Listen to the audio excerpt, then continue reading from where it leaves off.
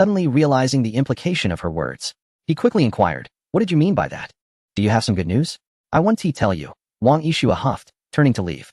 Lin Hui hurriedly followed her like an adhesive. "Come on, spill the beans, or I'll spank you." Wang Yishua lifted her chin defiantly. "Do you dare?"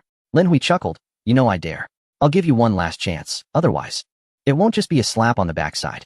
Wang Yishua's face flushed crimson. This rascal, what else did he wish to strike besides her rear? She glared at Lin Hui, exasperated. "How dare you insult me? I'm speaking of your father." Lin Hui paused, displeasure washing over him. Wang Yishua retorted, "Who is insulting anyone? I mean, your father, Uncle Lin. What's wrong? Has my dad left?" Wang Yishua, and nearly choked in disbelief. "You truly are a devoted son," she continued. "It was Uncle Lin who sought out our commander, hoping to grant you another chance. I came here to deliver the order." Lin Hui was taken aback. "You must be joking. He would help me plead?" Wang Yishua rolled her eyes. "What would I gain by deceiving you? Does that add to my stature?" Lin Hui stood there, utterly dumbfounded. He had never imagined that, at the most critical moment, it was the old man who had lent him a hand. In his memory, the old man was stern and traditional, nothing like someone who would engage in backdoor dealings. Could it be that he had undergone a transformation? Wang Yishua regarded him earnestly. "I believe there are misunderstandings between you and your father. Uncle Lin is not as you perceive. He has always cared for you. You know his character, rigid and strict, intolerant of any laxity. My father mentioned that Uncle Lin has never asked anything of anyone in his life, yet he made an exception for you." A tumult of emotions surged within Lin Hui, and he found himself at a loss for words. At home, he shared little communication with his father and never truly felt his father cared for him. But now, a different realization began to dawn upon him. Wang Yishua suddenly became serious. "Lin Hui, I must remind you of one thing. Do not assume that this opportunity guarantees your stay. If you fail this trial, you will still be dismissed." Lin Hui nodded with a smile. I understand. Wang Yishua playfully punched his chest. "Quit with that cheeky grin. Once you don the military uniform, shed that rogue demeanor. Work diligently. Don't let your father's expectations go to waste. Cherish this rare opportunity. And strive to be a good soldier." With that, she turned and headed downstairs, preparing to leave. As the car made a U-turn, Lin Hui rushed out, shouting after her, "Rest assured, the promises I made will be fulfilled. I will surely pin you down and give your backside a thorough thrashing." Startled, Wang Yishua nearly swerved the car into a nearby tree. Yet, as she turned her head, a mysterious smile crept upon her lips. What a shameless rogue. Later that evening, on the Tiger Battalion's training ground, everyone stood at attention, as straight as their rifles. Zhou Zhongyi stood at the front, filled with excitement. "I have wonderful news for you all. The division has decided to grant us one final opportunity." The crowd erupted in ecstatic shouts. The veterans embraced each other, tears of joy streaming down their faces. They would not be dismissed. They finally had a chance to remain. Zhou Zhongyi's eyes brimmed with tears of joy. As long as there is a chance, there is hope. For soldiers, challenges are never feared. They are willing to stake their lives for it. This time, regardless of the circumstances, they must seize the opportunity. Zhou Zhongyi waved his hand, and the scene fell silent once more, with everyone gazing intently at him. Lin Hui wore a smile, his heart brimming with hope. Zhou Zhongyi, however, spoke with gravity. "Do not rejoice too soon. Whether we can preserve our unit depends on our strength. An imminent thunderous drill is upon us, and we remain the red team, while the blue army possesses far superior capabilities. If we perform well in this exercise and emerge victorious, the higher-ups may revoke the demobilization order. Do we have confidence?" "Yes." The crowd erupted in fervent shouts, their eyes ablaze with fighting spirit. This time, in order to protect their homeland, they resolved to fight with their lives. Chapter 83. Brother Hui, are you not afraid of the smoke from this speed? In the office of the regiment, smoke swirled about. The ashtray on Zhou Zhongyi's desk resembled a small mountain of ash. A group of company and platoon leaders stood across from him, their heads hung low. Bang! Zhou Zhongyi slapped the table. "Speak up. You have been standing there for ages, like wooden stakes. Come up with a plan for how we will conduct the upcoming exercise." Suddenly, a company commander spoke up. "Commander, I believe our urgent priority is to enhance the overall strength of our regiment." "No kidding." Zhou Zhongyi shot him a glare. "The question is how to enhance it, and who will do it? You?" The company commander quickly waved his hands. I cannot. Zhou Zhongyi glared at him, then turned his gaze to the others. The group, intimidated, took a step back. "Commander, don't look at me. I lack such capability." "I cannot either. Commander, my hemorrhoids are acting up." Zhou Zhongyi was instantly infuriated. Yesterday on the training ground, each of you shouted louder than the rest, and now when it's your turn, you're as soft as. What a disgrace. Is it so difficult to come up with a solution? The expressions of the group darkened. They too wished to toughen up, but lacked the strength. Enhancing the regiment's capabilities, while easy to say, was immensely challenging. If it were that simple, they wouldn't have suffered such a devastating defeat in the last exercise. Zhou Zhongyi's face was filled with anger. This upcoming drill is our only opportunity. If we fail to show any improvement, what is the point? We might as well concede and disband. Suddenly, Zhang Jiantao interjected. Commander, I have an idea. Zhou Zhongyi looked at him. Speak. We could find someone to train us. Zhou Zhongyi rolled his eyes. Who? Our regiment's talents are already here. Who would you choose? The crowd looked embarrassed, nearly burying their heads in their laps. With a smile, Zhang Jiantao said, Commander, have you forgotten someone? Zhou Zhongyi responded with a curious hum. Zhang Jiantao grinned. Lin Hui. This lad has won first place in the Border Defense Units competition, and since joining us, he has shattered records in all categories. He is undeniably the best in our regiment. Zhou Zhongyi's eyes lit up. How could I almost forget about this lad? Lin Hui's transformation from a pig farmer to what he is now signifies his competence and capability. Moreover, he possesses a wealth of clever ideas. Having him lead this endeavor is indeed fitting. Several company commanders exchanged glances. Lin Hui is indeed commendable, but after all, he is a novice with limited experience. Might this be somewhat inappropriate? Zhang Jiantao rolled his eyes. What of it? He managed to capture the Blue Army commander and turn their command center upside down. Can any of you boast such accomplishments? You are hardly superior to this newcomer. An immediate wave of embarrassment washed over everyone, for they knew they could not achieve what Lin Hui had. Even their petition to the division commander was led by him, indicating his exceptional organizational skills. Entrusting him with training troops seemed indeed fitting. However, Zhang Jiantao snorted dismissively. Do any of you harbor objections? One company commander shook his head. Old Liu, we have no qualms about this lad's evident prowess, but we fear some of the veterans might dissent. The third company commander nodded in agreement. Should the veterans harbor resentment and refuse to train, it would become a troublesome hindrance for the entire regiment. Zhang Jiantao fell silent, unable to guarantee that such discontent would not arise. Some veterans from the 6th Company had previously been subdued by Lin Hui, and even now they bore psychological scars from that encounter. To claim there were no grievances would be implausible. Soldiers are human too. Who would not feel a sense of discomfort witnessing a newcomer excel so remarkably within a mere year? If the 6th Company felt this way, one could only imagine the sentiments of over 1,000 soldiers in the entire regiment. Amidst the collective uncertainty, Zhou Zhongyi suddenly had a revelation. With a decisive clap on the table, he stood, exclaiming, I have a plan. What plan? Everyone turned their attention towards him. Zhou Zhongyi grinned. We could. After he elaborated, mischievous smiles spread across the faces of all present. Zhang Jiantao gave him a thumbs up. Commander, you truly are a genius. Zhou Zhongyi laughed heartily. Indeed, I am a genius. I have always prided myself on my intellect. In the early hours of the morning, the sky was as dark as an inverted cauldron. The barracks were enveloped in silence. On the training ground, Zhou Zhongyi, with a smile, addressed the company commanders beside him. Let's wake them all up. Yes. The company commanders chuckled mischievously, eagerly hurrying towards their respective dormitories. Zhang Jiantao pulled out a whistle and blew it forcefully. The shrill sound pierced the night, causing the entire dormitory to erupt into chaos. Lin Hui sprang from his bed. Quickly get up. The emergency assembly whistle has been blown. Beside him, Wang Yong, anxious, scrambled up. What has happened? Lin Hui replied sternly. There must be an urgent matter. Hurry, Erhu, move faster. Chen Eru, as if propelled by springs, leapt up and began to dress. I'm on it. Everyone hastily donned their gear and rushed downstairs, gathering on the training ground. The commander and company leaders awaited them. Observing their serious expressions, Lin Hui furrowed his brow. Has the exercise begun, or is there an urgent directive? Zhou Zhongyi, hands clasped behind his back, smiled warmly. The thunder exercise is imminent. To better assist you in enhancing your skills and achieving maximum improvement in a short span, I have arranged for some intensive training.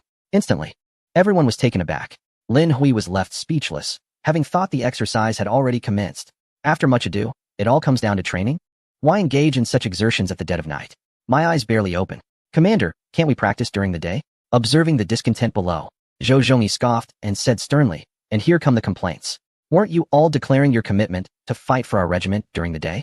Lin Hui was speechless. Commander, we can exert ourselves during the day too. Why must it be at night? Zhou Zhongyi glared. Haven't you heard that the plans of the day are made in the morning? If we are to train, we must seize this moment. Think about it. While others are asleep, you are training. While others are training, you are also training. Doesn't that mean you gain double the rewards and progress more swiftly? Lin Hui's lips twitched. What nonsense is this? Training in the dead of night yields what results? Even if one were to progress rapidly, who can endure such a regimen? In the end, someone will surely collapse before others. Zhou Zhongyi bellowed. Enough with the chatter, let us commence training. Everyone disperse. 500 push-ups now. The soldiers, devoid of enthusiasm, complied. Though they were displeased, to preserve their unit, they obediently lay down and began their push-ups. Many closed their eyes as they performed the exercise, moving at a pace akin to that of a snail. Lin Hui sighed. Just as I fell asleep, I was dragged up. This is torture. Several company commanders shouted nearby. Pick up the pace. You all look like turtles. Who taught you to do push-ups like that? Yet, the soldiers moved like stubborn mules. Only when prodded did they respond. Slow and lethargic. It wasn't that they lacked diligence, they were simply too weary. Zhang Jiantao turned to Zhou Zhongyi and asked, Commander, should I fetch a hose to wake them up? Zhou Zhongyi retorted, what are you thinking? Dousing them with a hose at this hour would freeze them. What if they catch a cold? We must show concern and affection for our soldiers. Zhang Jiantao was left speechless. Who was it that kept them awake at such an hour, dragging them from their beds for training? Zhou Zhongyi stepped to the front of the line and shouted, only those who finish in the top 10 will be allowed to eat today. What? No food? That is inhumane. Instantly, all drowsiness vanished, and everyone hastened their pace, diligently performing push-ups. Lin Hui transformed into a machine, rising and falling with such speed that he nearly emitted smoke. Beside him, Wang Yang's eyes bulged. Wow, Hui, are you trying to break through the earth? At this pace, aren't you worried about overheating? Lin Hui replied curtly, mind your business. If you want to eat, get moving. I want food, I want food. Chen Eru, too, was suddenly invigorated, frantically doing push-ups. Wang Yang, overwhelmed, thought, the strength for food is indeed boundless. He hastened his own pace. In no time, the training ground echoed with the sounds of exertion. To earn a warm meal, everyone was filled with vigor. Zhang Jiantao chuckled, glancing at the commander. Commander, once again, your methods are effective.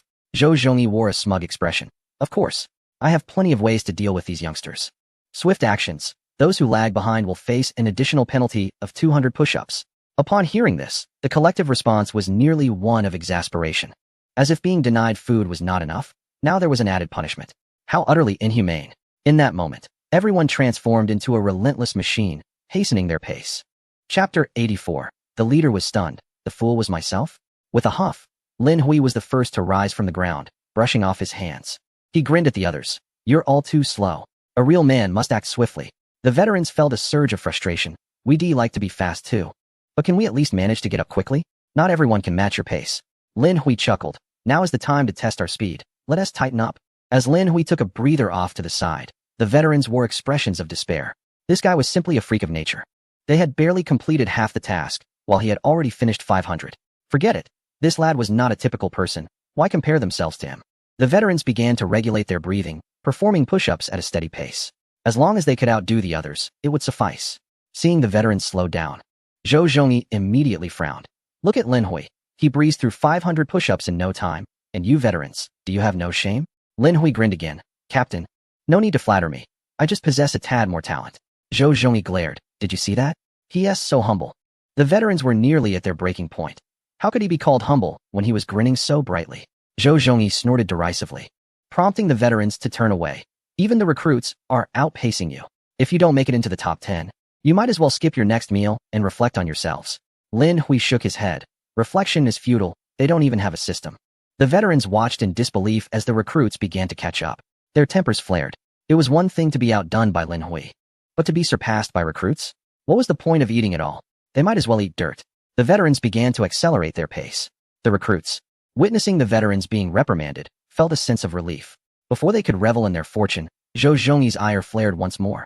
Are you still laughing? When I was your age, I could easily complete 5,000 push-ups. You've been in the military long enough. If you can't even keep pace with the veterans, how dare you call yourselves soldiers of the Tiger Brigade? If the veterans finish in half a minute and you're still struggling, you want to eat today? Good heavens, that was harsh. The recruits nearly lost control, hastening their efforts. Though they had no hope of competing with Lin Hui, they felt confident against the veterans. In no time, both veterans and recruits were locked in a fierce contest, each refusing to yield. Lin Hui looked at Zhou Zhongyi, whose mischievous smile betrayed his intentions, slightly taken aback. Wow. Stirring the pot on both sides. Impressive. Truly a kindred spirit. The push-ups concluded swiftly, and soon everyone dashed towards the playground for a 10-kilometer run. The rules remained the same. Only the top 10 would be fed. As expected, Lin Hui claimed first place once again. After several training sessions, he seemed to be effortlessly outpacing everyone by a considerable margin. On the sidelines, Zhou Zhongyi and several company commanders watched with amused expressions, occasionally stirring the pot with taunts. A group of seasoned veterans, unable to match Lin Hui's prowess, felt humiliated by the fact that even the new recruits couldn't keep up with him. With such a lackluster performance, who else could be dismissed if not them? If I were in a position of authority, I would certainly have to let you go. To preserve the integrity of the unit, mere words are insufficient. One must demonstrate through action. Damn. The veteran's eyes blazed with intensity, ignited with a newfound vigor. Losing to Lin Hui was one thing, but to be outperformed by the newcomers was utterly unacceptable.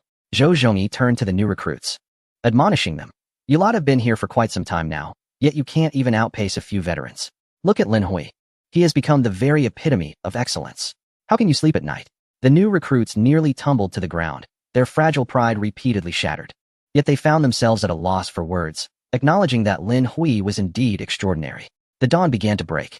The whistle blew, and everyone sluggishly assembled. After an entire night of rigorous training, all but Lin Hui appeared utterly drained, their energy depleted. They could have easily succumbed to slumber while merely standing. In contrast, Lin Hui felt invigorated. Aside from a hint of fatigue, he experienced little weariness. Ding. Recovery ability increased by 1. Ding. Physical endurance increased by 1.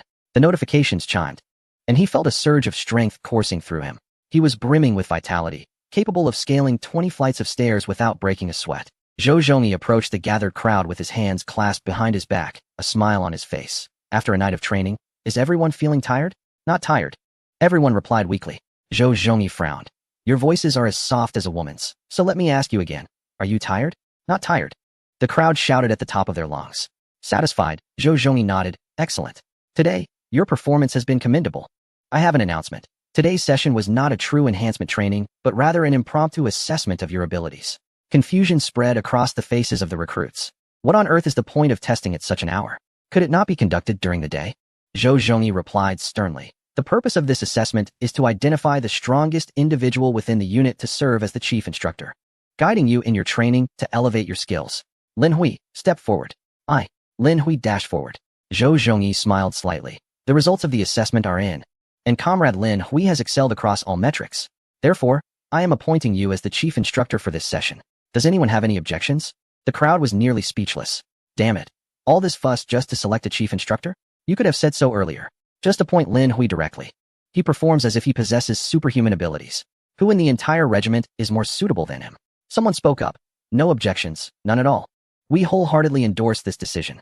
Zhou Zhongyi said softly. Do not push yourselves too hard. If you have meaningful suggestions, feel free to voice them. Our aim this time is to fairly and justly select the capable individuals and advance together. With so many of us in the group, there are surely hidden talents among us. Do not be shy. The room fell silent, as those with abilities had already stepped forward, without the requisite strength. Who would dare to stand up? Zhou Zhongyi patted Lin Hui on the shoulder and smiled warmly. I never realized how much respect you command. Since that is the case, do not hold back. Embrace this responsibility and train our troops diligently. Thank you for your trust, Commander. Lin Hui replied with a salute, smiling. Actually, you should have mentioned this sooner. Zhou Zhongyi paused, puzzled. What do you mean? Lin Hui chuckled. Given my capabilities, who would dare contest the position of chief instructor? He turned to the others, pointing. If I take on the role of chief instructor, who among you dares to challenge me? Step forward for a one-on-one duel. In unison, everyone took a step back.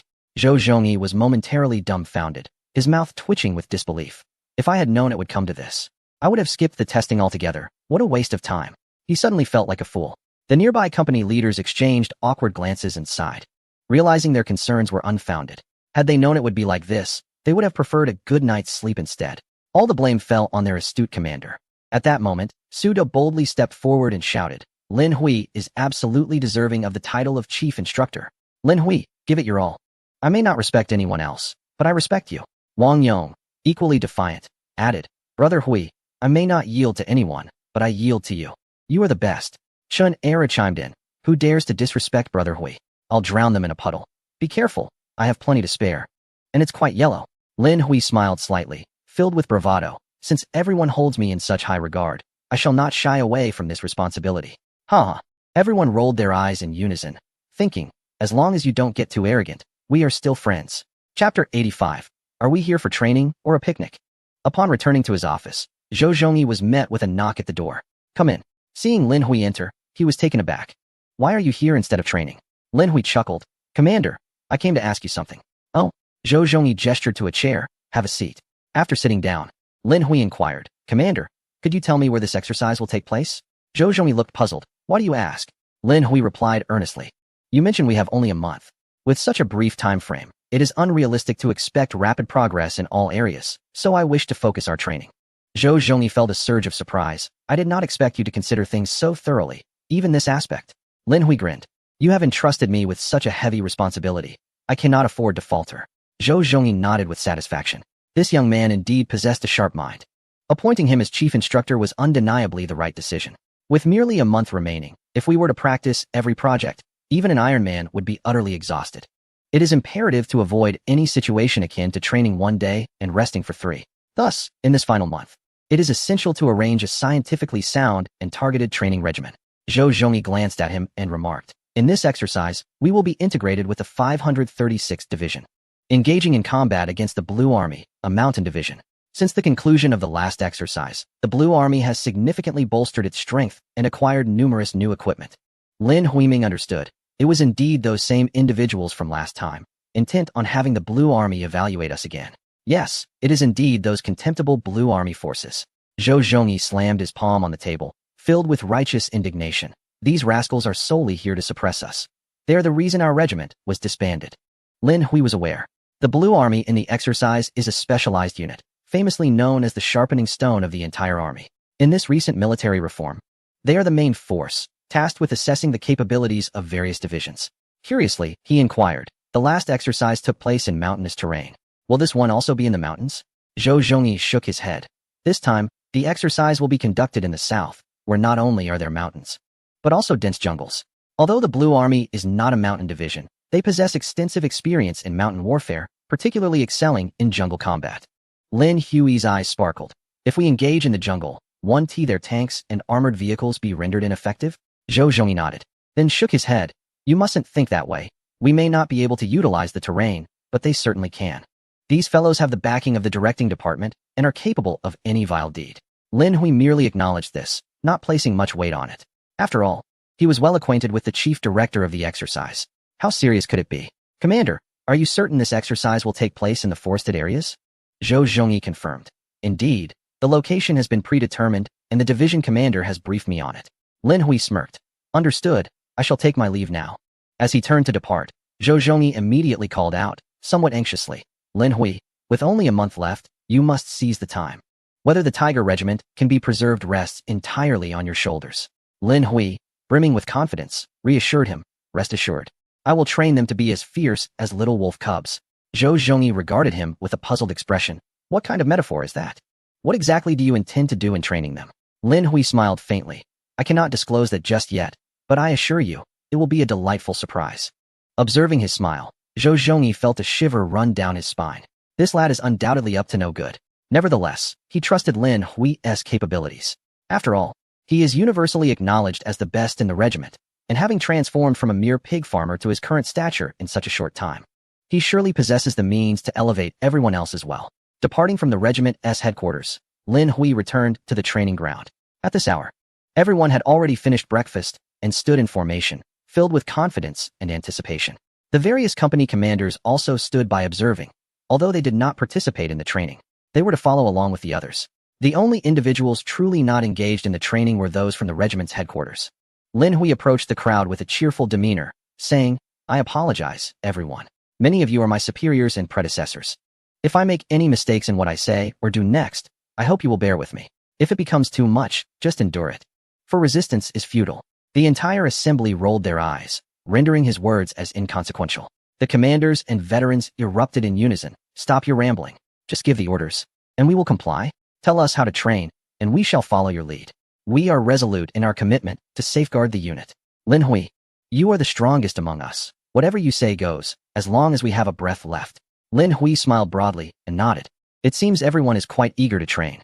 Let us begin right away. Everyone, bring only a water bottle and a first aid kit. Leave everything else behind. And turn to the right. With a clatter, all equipment was immediately discarded. Following Lin Hui's instructions, they carried only a water bottle and a first aid kit. Lin Hui dashed ahead, calling, follow me. The entire group trailed behind him, with several commanders joining in as well. Once they exited the camp, everyone began to jog. They transitioned from a main road to a narrower path. Some commanders furrowed their brows, curiously discussing the nature of the training. What kind of training is this? A leisurely jog? It feels like an old lady's stroll. What on earth is Lin Hui up to? Zhang Jiantao scoffed. Don't question it. Just follow along. The regiment leader trusts him. Why do you still harbor doubts? A captain nearby nodded in agreement. Indeed. He is impressive. He brought first place from the Border Defense Division and is recognized as the top in the regiment. He even defeated the Blue Army commander during exercises. What is there to doubt? Just trust him. The others nodded in agreement. Though they understood the reasoning, there lingered a sense of unreliability. After running for 3 to 4 hours, they entered a dense forest. In their province, over 70% of the terrain is mountainous, and 80% is covered in jungle. It was easy to find large expanses of trees, and venturing deeper led to untamed, primordial forests. For dozens of kilometers, there was no sign of human presence. Once they ventured further into the woods and walked for a while, Lin Hui finally stopped. All right, we have arrived. Everyone looked bewildered, unsure of what they were meant to do here. Lin Hui smiled slightly at the group. From today onward, we shall train here. We will not be returning. The crowd was astounded. Training here? What are we training for? Lin Hui grinned. I will teach you survival in the wilderness for more than 20 days. The group was dumbfounded. What had been promised as intensive training had morphed into wilderness survival. Someone asked, in a place like this, surrounded by trees, what can we possibly train for? Lin Hui replied earnestly, the training will be incredibly arduous. It will consist of eating, sleeping, and then sleeping some more, followed by eating again. Everyone nearly spat blood in disbelief. Are we here for training or a picnic? Chapter 86, Crunchy and Rich in Protein. 6 times that of beef. Zhang Jiantao anxiously inquired. Lin Hui, with just a month until the exercises commence. Why are you not diligently training the troops, but instead indulging in trivialities? The other company commanders nodded in agreement. Indeed, we have so little time left. Every moment is invaluable, and such levity is unacceptable. Lin Hui, with a cheerful demeanor, replied, I am not jesting. My actions are guided by reason. What rationale could that possibly be? One of them interjected. Lin Hui decisively interrupted. Enough. Spare me your opinions. Keep them to yourselves. You are instructors, as am I. And the commander has entrusted authority to me. Instantly, silence enveloped the room. The commander had indeed delegated power. Regardless of rank, obedience to orders was paramount. An experienced soldier queried, what exactly do you propose we do? Surely, we will not forego training altogether? Lin Hui smiled slightly. With merely 1 month at our disposal, even if you train rigorously, it would yield little benefit. It is far more prudent to utilize this time to learn about wilderness survival and acclimatize to the jungle environment. The veteran appeared perplexed. What is there to familiarize ourselves with? The woods are merely trees and grass. Lin Hui, still smiling, cautioned, do not underestimate this. The jungle conceals myriad dangers. In the days to come, you must learn how to conceal yourselves within the foliage, forage for sustenance, identify suitable resting spots, and avoid the bites of insects and rodents. The soldiers were momentarily speechless. Was this not a vacation? They were engaging in no training, merely frolicking. Lin Hui, with a cold chuckle, added, oh, there is more. In the forthcoming days, you will receive neither food nor water. What? The group was utterly bewildered. How are we to survive? Lin Hui grinned. You will need to devise your own means. It is not my concern. The soldiers were left in complete silence. This method of training was unprecedented and utterly unconventional. Lin Hui continued with conviction. During this period, we will not remain in one location. We shall ensure a minimum of 40 kilometers of jungle marching each day. The group exchanged glances, seemingly unfazed. 40 kilometers was a trivial distance for them. Though not pure infantry, they were more than capable of managing such a trek. However, the issue of sustenance loomed large, as marching would deplete their energy reserves. Lin Hui, with a smirk, reassured them. I have already considered this. You may forage for food while marching. I recommend prioritizing high-protein sources. When asked what constituted high-protein fare, he elaborated. In simple terms, it refers to living, moving creatures. Of course, certain plants, insects, snakes, and fungi are also viable options, provided you can discern the toxic from the non-toxic. I shall provide a detailed explanation.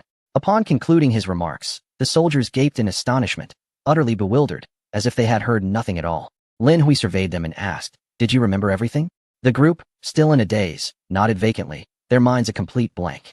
They had retained not a single word of his discourse. Observing their expression, Lin Hui harbored no expectations. Let it be. The most effective approach is to engage in first-hand experience. Allow them to explore the myriad herbs of Shinnom, to encounter a few misadventures, and they will certainly remember the lessons learned. He patted the satellite phone at his waist, chuckling. In the worst-case scenario, I'll just call for emergency rescue. As long as I survive, that's what matters. Now onward. Lin Hui waved his hand, leading everyone deeper into the jungle. A few veterans huddled together, whispering among themselves. Is this even useful? This is utterly ridiculous. After a moment of deliberation, they decided to trust him, given his status as the best in the regiment. Initially, The march progressed relatively smoothly. Typically, they would traverse the terrain in tanks, speeding along with a flurry of sparks and thunderous noise. Walking instead felt intriguingly novel, as if they were wandering through a market, taking in the sights. However, after merely 10 kilometers, the humor faded, as the path became increasingly arduous. In many areas, there was no trail at all, only dense vegetation, necessitating continuous route clearing. Some spots appeared to be just a heap of leaves, yet stepping on them could lead one to plunge in up to the waist. There were even muddy pits where only one's head remained above the surface. Had it not been for timely rescue, one might have lost their life. After 20 kilometers, exhaustion enveloped them all. Their clothes, soaked and dried repeatedly, had become stiff, caked with white salt stains. Bang! One soldier collapsed onto the ground, exclaiming, "I can't go on. This path is insufferably difficult. Isn't an outing supposed to be enjoyable?" Another soldier plopped down beside him. "Lin Hui, Instructor Lin, should we take a break? I feel like we've walked forever." As if we've journeyed from the camp to the provincial capital. Lin Hui turned back. "We've only been walking for a few hours. 20 kilometers, and you're already whining about fatigue? Is this real? When did we become turtles, moving so slowly?"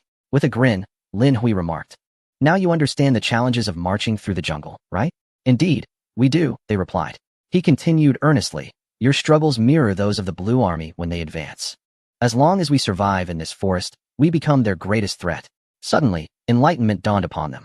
No wonder Lin Hui insisted on navigating through the woods. It was to acclimatize them to the training environment in advance. One veteran smiled wryly. "Lin Hui, I must admit, your foresight is impressive." Lin Hui chuckled, "Otherwise, why would I be your instructor? All right, it's your first day of marching. 20 kilometers is sufficient for now. Let us take a break." Just as he finished speaking, the veteran's stomach growled audibly. Embarrassed, he confessed, "I'm a bit hungry." Hunger spread through the group like an epidemic. Gurgle, gurgle. Everyone's stomachs echoed in unison, resembling a drum roll. The group turned to Lin Hui, grinning. "Instructor Lin, why don't you fetch us some food?" Lin Hui rolled his eyes.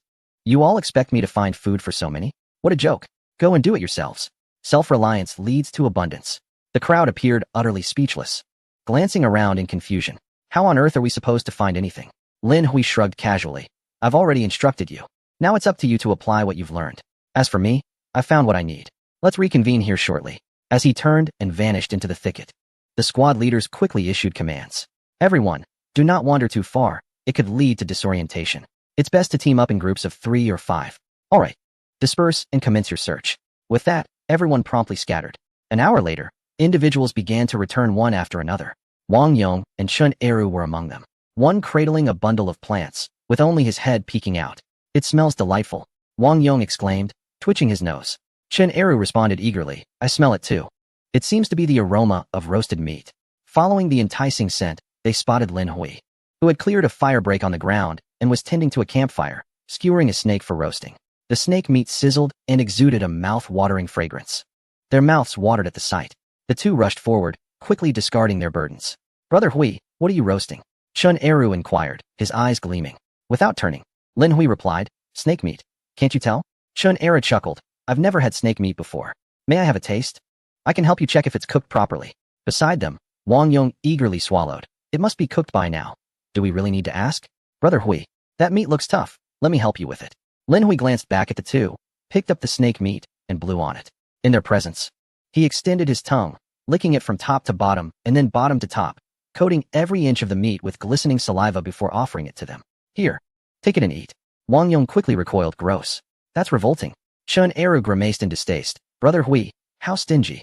If you're not going to share, at least don't be disgusting." "Oomph, we've found our own delicacies anyway." Lin Hui turned to see what they had gathered and nearly laughed out loud. It was a collection of unidentifiable leaves and bark. "Did you two live as rabbits in your past lives? Only eating greens?" Wang Yong held his head high. "What is wrong with that? Eating greens is healthy." "Exactly." Chun Eru chimed in. "We eat too much meat normally. This is just an excellent way to supplement vitamins A through J. We'll keep our bounty to ourselves and let Brother Hui watch and salivate." As the two resumed clutching their haul, Lin Hui shook his head with a wry smile. Truly a pair of fools. Soon after, the others returned as well, each laden with various plants, leaves, bark, roots, and colorful mushrooms, a veritable cornucopia. Although there were plenty of insects around, they looked too repulsive to consider eating, regardless of their nutritional value being 6 times that of beef. After all, they were not apex predators in the food chain. Faced with a heap of plants, the group was at a loss. How should they consume them? Should they roast them or boil them? Boil? Do we even have a pot? Someone lamented. And roasting? Wouldn't they just char on the fire? Forget it. Let us just chew on them for moisture. We've been thirsty for ages. A group of individuals, akin to cattle and sheep, hastily grasped handfuls of grass and shoved them into their mouths. With each bite, their expressions contorted in agony, as if their very features were being twisted. The taste was utterly repugnant. We are not beasts. How can we consume such fare? It is fortunate to have something to eat, so let us refrain from complaining. Otherwise, you may very well perish from hunger. Lin Hui observed from the sidelines, amused and grinning broadly. He savored the snake meat with delight before reclining nearby to pick his teeth.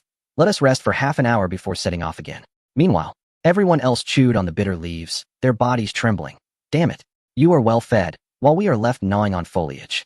Though they felt a sense of indignation, they were powerless to catch snakes, and thus had to resort to these leaves to stave off hunger. After half an hour, Lin Hui glanced at his watch and stood up. All right, has everyone rested enough? Let us continue our journey. Everyone rose, stretching their limbs. Walking 20 kilometers through the jungle was far more exhausting than traversing 40 kilometers outside. After a brief walk, their legs were already sore. They needed to move about, otherwise, the pain would only intensify. Zhang Jiantao shouted, "Let us set off." Wang Yong got up, gazing at the vast, unending jungle with a sigh. We haven't even rested enough. And we must depart again. When will this wretched journey come to an end? Chun Eru's eyes glistened with tears. I suddenly find myself reminiscing about the days of pig farming. At least I didn't have to consume grass. At that moment, someone suddenly clutched their abdomen, their face contorted in discomfort. Why does my stomach hurt? Nearby, another soldier cried out. Oh no, my stomach hurts too. Instantly, others began to clutch their stomachs as if struck by a contagion. The sounds of flatulence erupted from behind, creating a cacophony reminiscent of firecrackers in the forest. It was a scene of utter chaos. I can't hold it in any longer. A multitude barely had time to find a suitable spot. They hastily removed their trousers and began to relieve themselves. A noxious stench enveloped the forest. Lin Hui, standing at a distance with his nose pinched, chuckled. I warned you all that certain things should not be consumed. Brightly colored items are typically poisonous, and even those that lack vivid hues may still be toxic. Most of what you foraged earlier was inedible, and now you shall pay the price. The group, suffering from fiery discomfort in their lower regions, glared at him with fury. You knew it was poisonous and still allowed us to eat it. I've never encountered such a heartless individual. Lin Hui chuckled. I do this for your own good. The more you suffer, the better you will remember. Curse you. The entire group raised their middle fingers in unison. Chapter 87, Beasts. Release that monkey. As evening fell, Zhou Zhongyi emerged from the headquarters office, hands clasped behind his back, smiling as he strolled outside. I wonder how Lin Hui and those young fellows fared in their training today? Soon, he arrived at the training ground. The expansive field was devoid of any human presence, save for a few birds. Zhou Zhongyi was taken aback. Where have all the people gone? Checking his watch, he realized it was mealtime. Could they be dining in the mess hall? Upon arriving at the mess hall, he discovered that it had not even been opened today. Zhou Zhongyi felt a pang of anxiety and hurriedly ventured out to search the area. Do not say there is even a ghost, for the camp is utterly devoid of any presence. Goodness! Zhou Zhongyi was utterly baffled. How is it possible that there is not a single soul in the camp? Where on earth has that rascal Lin Hui taken everyone? Commander, what are you doing here? Zhou Zhongyi turned to see the chief of staff emerging from the restroom. Trousers in hand, he rushed forward and grasped the chief of staff's hand, only to pause in bewilderment. Did you wash your hands? Why are they so damp? The chief of staff's face flushed with embarrassment as he hastily wiped his hands on his clothes. Apologies, apologies. Zhou Zhongyi shot him a glare and wiped his own hands on his attire. Old Lu, where have all our troops gone? I've searched everywhere and not a single shadow is in sight.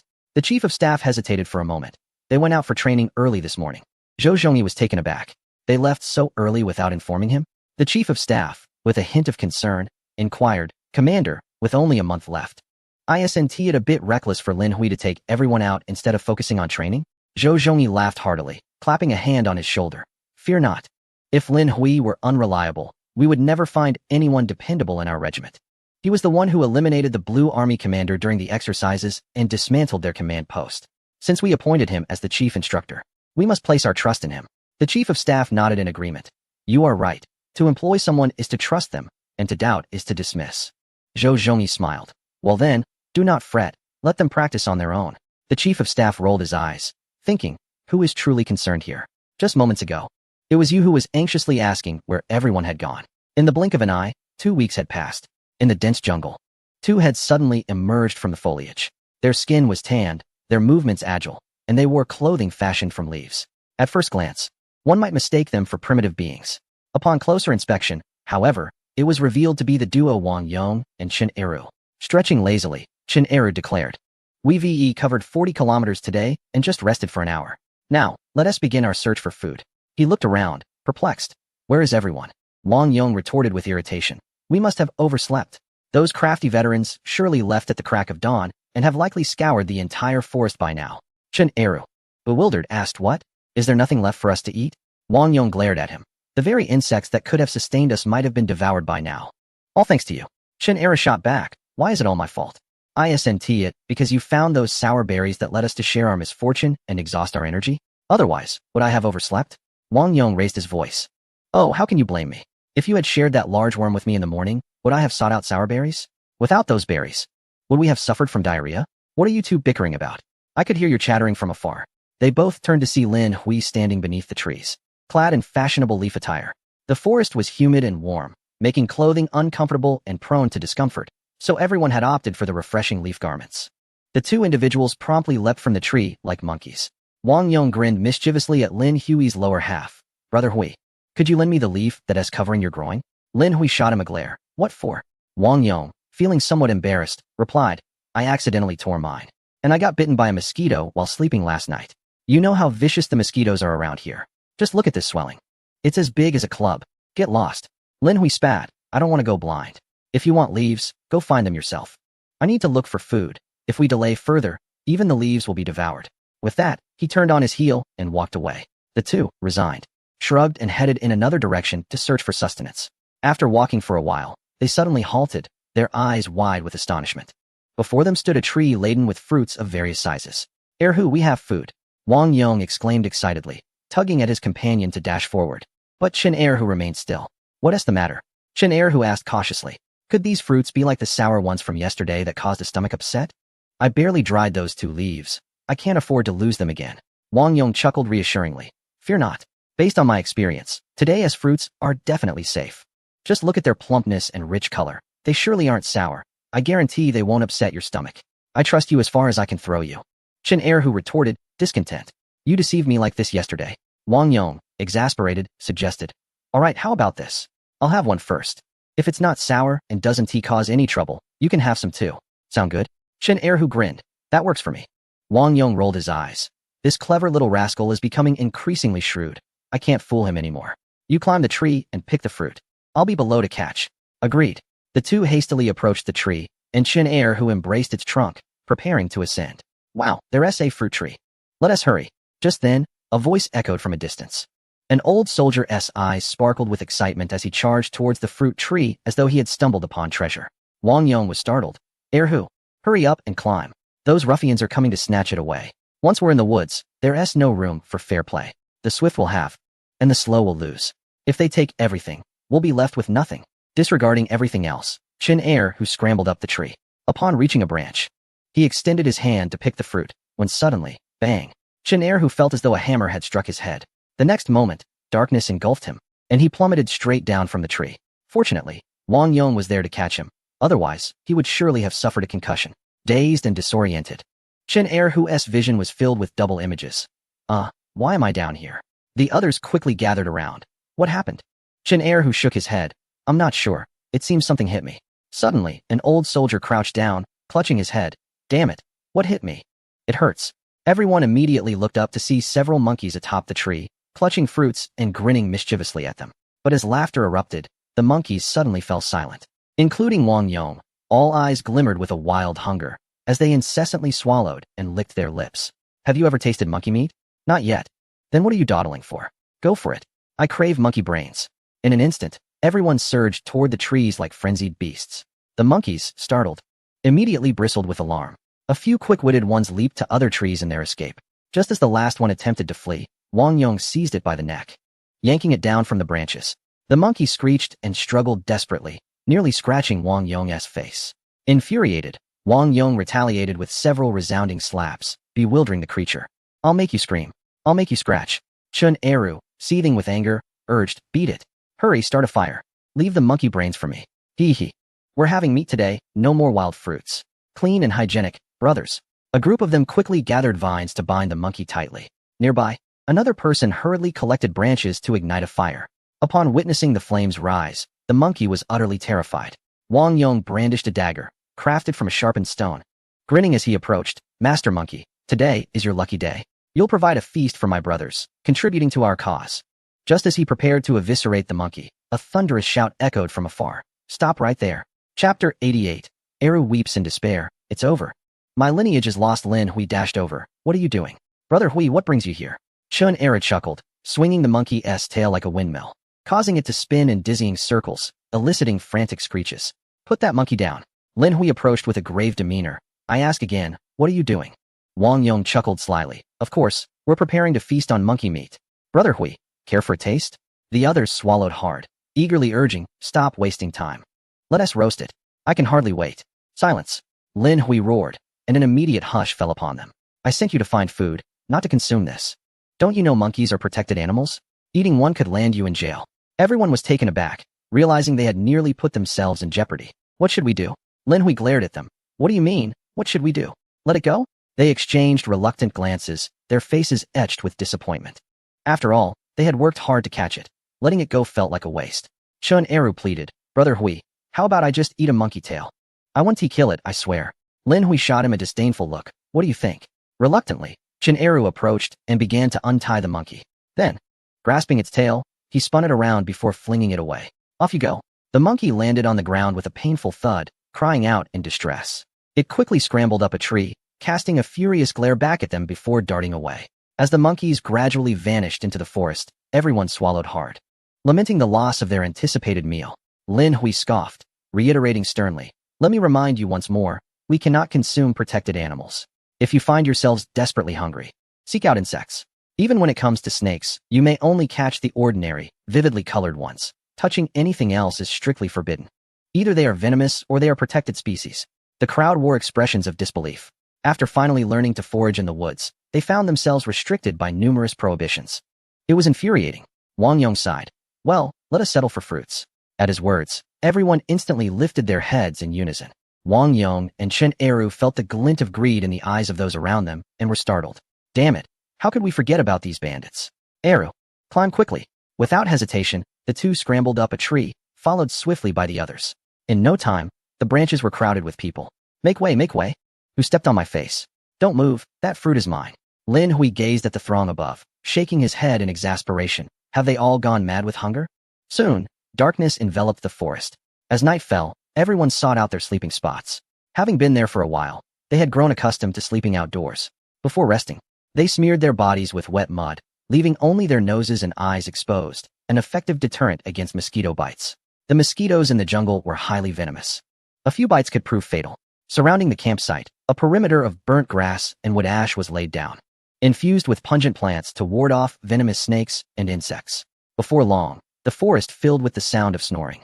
The days had been marked by hunger and fatigue. Aside from marching, they were either eating or sleeping. They had fully realized Lin Hui's earlier words, "Eat, then sleep, sleep, then eat." Lin Hui conducted a final inspection to ensure everything was in order before retreating to rest. He chose a slightly elevated spot and constructed a makeshift shelter using large leaves from nearby shrubs. As Lin Hui nestled inside and lay down, a crisp notification rang in his ears. "Ding, Wilderness Survival Skill, Level 1. During this training period, while it appeared to benefit others, he had gained the most from it himself. Through this experience, he had transformed into a true master of wilderness survival. Even Bear Grylls would bow in respect and take a detour. As nighttime temperatures dropped, Lin Hui donned the clothes he had dried during the day and wrapped himself in dead leaves for warmth. With his eyes closed and hands behind his head, he soon drifted into slumber, thinking, "In a few days, we will be out of here. This time, when we encounter the Blue Army, we must deliver a resounding surprise." In the stillness of the night, the forest buzzed with the sounds of mosquitoes. Initially, everyone had found it uncomfortable to sleep in the woods, but now they simply laid down and succumbed. The hum of the insects had become the most soothing lullaby. Chun Eru, clutching a wooden post, turned over, mumbling in his sleep, "Village beauty, let me kiss you, moi moi moi." Suddenly, he felt something furry grasping him. He abruptly opened his eyes, only to be startled by a grinning monkey face before him. Oh my goodness! The monkey, equally alarmed, shrieked loudly and seized him below. Eru's mouth fell open in shock, forming an O shape. "Oh no, release my manhood." The frightened monkey yanked and ran away. Chun Eru, dragged along, cried out in agony, "It's going to break. It's going to break." His piercing screams instantly roused everyone. They sat up, their eyes nearly popping out of their heads. Had they arrived at Monkey Mountain? Monkeys were everywhere in the camp. Good heavens, the monkeys were rallying. Wang Yong, witnessing Eru's predicament, was taken aback. Quick, we must save him. The monkey is going to eat Eru. Terrified, everyone sprang to their feet. Were monkeys not herbivorous? When had they begun to feast on humans? Lin Hui immediately emerged from the tent, just in time to see Wang Yong charge out, only to be tackled to the ground by a horde of monkeys. One monkey perched on him, wildly slapping his face, baring its teeth, and screeching excitedly. Lin Hui's mouth twitched. Goodness. These monkeys hold grudges. They were just slapped earlier in the day and have returned for revenge? While he was momentarily stunned, a chorus of screams erupted within the camp. An old soldier was overpowered by several monkeys. After struggling briefly, he was forced down, his head grasped by a monkey and slammed against the ground. Others attempted to escape to the trees for refuge, but as soon as they climbed up, they were kicked down by lurking monkeys. Falling to the ground, they cried out in pain. Damn it, what a sneak attack. The most unfortunate was Chun Eru, who was dragged along for dozens of meters. His hands frantically slapping the ground, screaming like a slaughtered pig. Lin Hui furrowed his brows, swiftly seizing a nearby stick still smoldering with embers, and charged towards the monkey throng. As he ran, he blew on the embers. In an instant, the torch ignited. He swung the torch towards the monkeys, causing them to retreat in fear, baring their teeth and backing away. Wild animals fear fire. Ignite the torches. The others finally reacted and hurriedly began lighting their torches. Meanwhile, Lin Hui kicked the monkeys away one by one, the air filled with their cries. However, he was careful to control his strength. After all, they were protected animals, and causing serious harm would be troublesome. Witnessing Lin Hui's bravery, many monkeys shrieked and began to flee towards the trees. You cowardly creatures, come down here. Let us have a duel. Ganging up is no real skill. The group that had just been bullied by the monkeys raised their torches in anger and charged forward. Some brandished sticks, chasing the monkeys in every direction. Yet, these nimble creatures quickly ascended the trees, vanishing from sight. Help me, Hui Gu, save me. Came Chun Eru's desperate cries from afar. Lin Hui turned and hurled the torch towards him. The monkeys scattered in fear, fleeing up the trees. They even turned to shake their behinds at them in defiance before finally disappearing from view. Chun Eru clutched his legs, writhing in agony. I'm in excruciating pain. I'm destined to become a grandfather. My lineage will come to an end.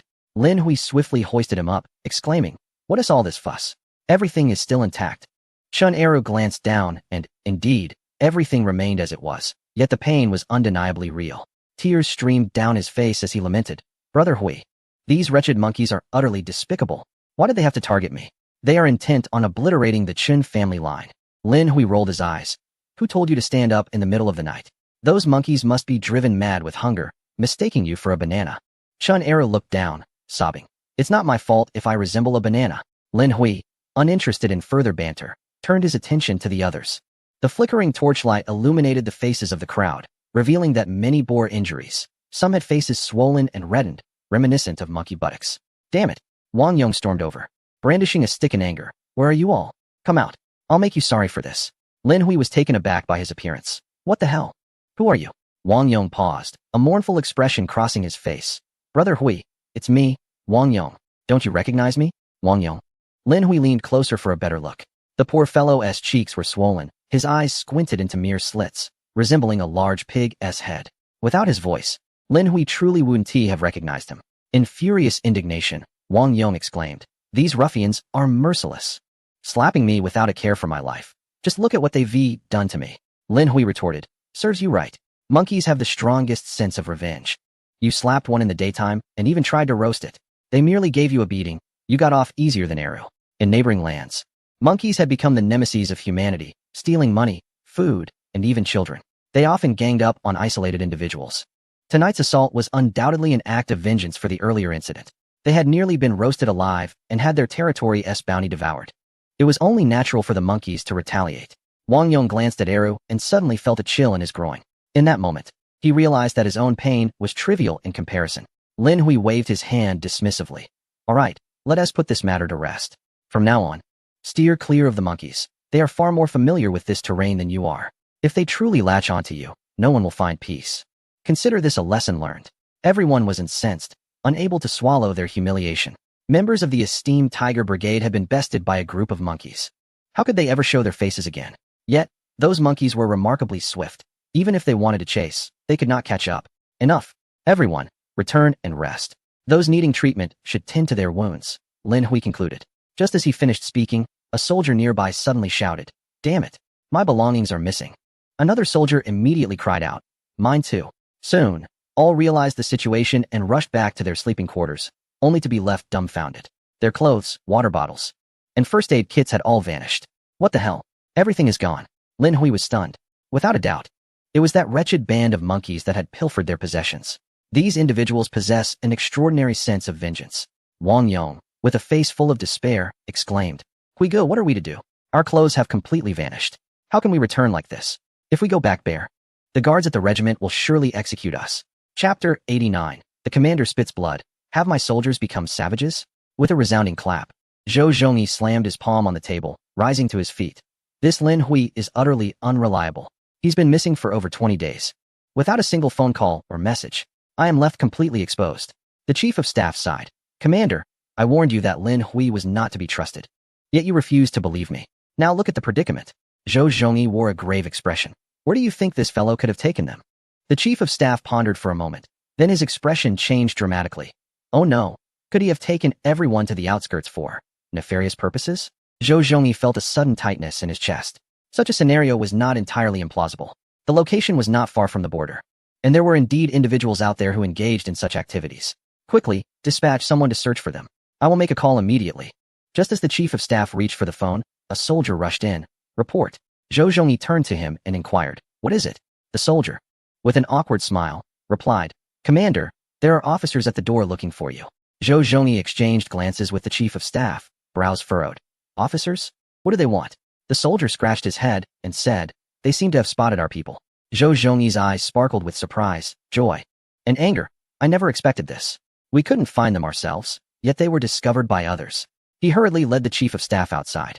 At the base, a police car awaited them. The leading officer saluted as Zhou Zhongyi approached. "Comrade Commander, greetings." Zhou Zhongyi returned the salute, eagerly asking, "Greetings. Where did you find them?" The officer, with an awkward smile, explained, "Here's the situation. Some villagers gathering herbs in the mountains reported to us that they encountered a group of unusual individuals in the forest." Zhou Zhongyi, bewildered, interrupted, "Wait, unusual individuals? Why are you here then?" "Comrade, please allow me to finish," the officer coughed. "The villagers reported this incident, and we must take it seriously. This group is not just one or two individuals, but rather several hundred, nearly giving the villagers heart attacks." A nearby officer nodded earnestly. "Several hundred people. Just imagine the scene. The villager was so frightened that he hasn't dared to look at bare men since, saying it has been several days, and he hasn't even bathed." Zhou Zhongyi's expression turned peculiar. Is the world truly this chaotic? Are strange individuals now banding together? But wait, shouldn't you be apprehending these unusual individuals instead of coming to me? The officer replied. Upon receiving the report, we immediately proceeded to investigate. Through our inquiries, we found that many villagers had seen them. Some provided leads suggesting that these individuals might belong to your unit. Why is it that not a single one of your soldiers is visible during the day? Zhou Zhongyi was momentarily rendered speechless, his complexion far more ghastly than if he had ingested a ton of excrement. He could almost ascertain that the hundreds of deviants were most likely the individuals Lin Hui had taken out. What a disgrace it was for the esteemed Tiger Squad to be found frolicking in the woods. If they wished to indulge in such behavior, they should at least avoid being discovered by the locals. It was utterly humiliating. Seeing Zhou Zhongyi stammering without offering a coherent response, the officer quietly inquired, "You aren't engaged in some sort of special training that you cannot disclose, are you?" Yes, Zhou Zhongyi exclaimed, slapping his thigh and nodding vigorously. Military secrets, military secrets. Indeed, it is inconvenient to divulge." The officer gave a thumbs up, his expression one of admiration. "Impressive, to the point where your attire has been rendered non-existent. You must indeed be pushing the limits of human endurance.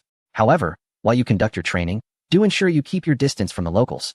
With such a large group returning to nature, it would be enough to terrify anyone who might witness it.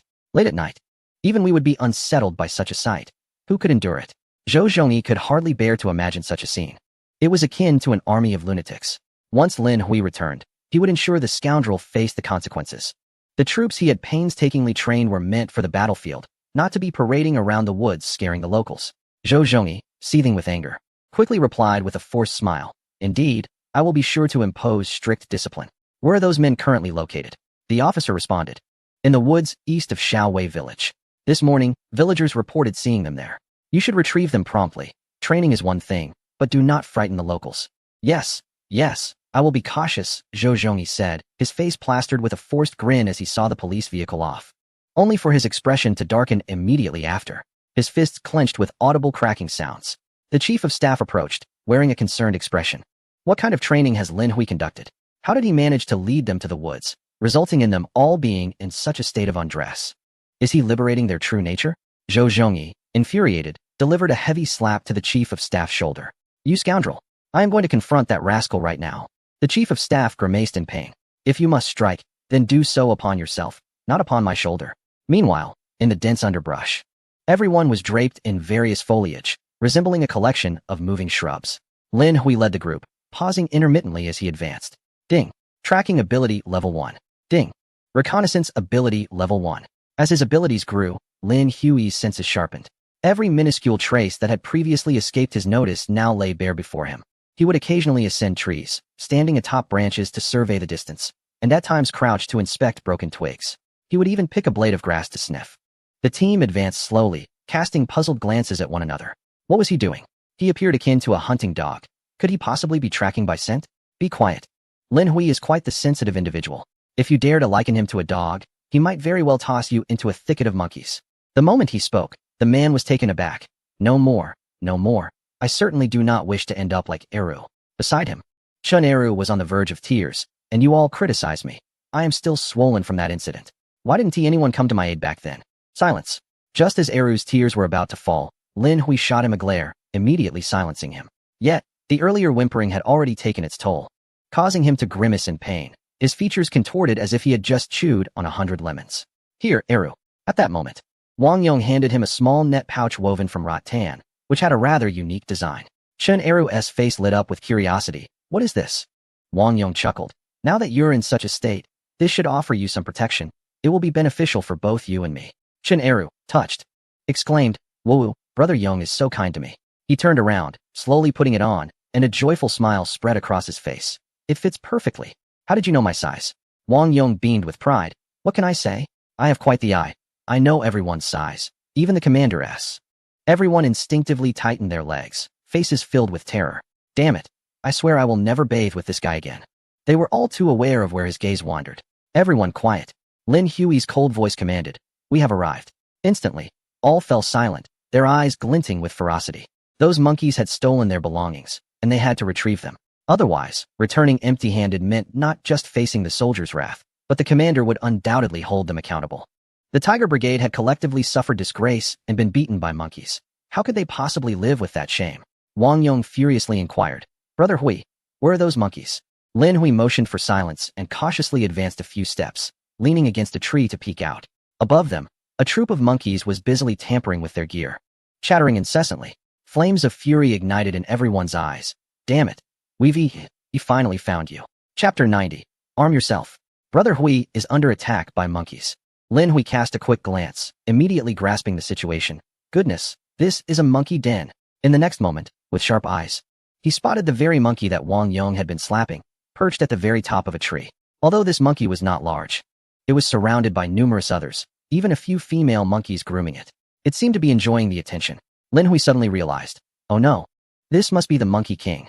No wonder it led a whole troop to seek revenge. It was this one that attacked me. Turning back, Lin Hui was startled by Wang Yong's pig-like visage, which was now close to his face. Keep it down. Wang Yong quickly lowered his voice. This is the one that turned me into this mess. His eye, now reduced to a mere slit, blazed with fiery determination. Brother Hui, give the order. Let me obliterate these wretched monkeys. Chun Eru chimed in. As for me, I'll pass. I'm not in a state to climb up and down. Others angrily gathered around, insisting that they must teach these monkeys a lesson to show them what a surprise truly means. Lin Hui scanned the crowd and snapped. What are you all crowding around for? Go away. Who said anything about taking action? The crowd looked bewildered. If we're not going to fight, what are we doing here? Lin Hui, our clothes are in their possession.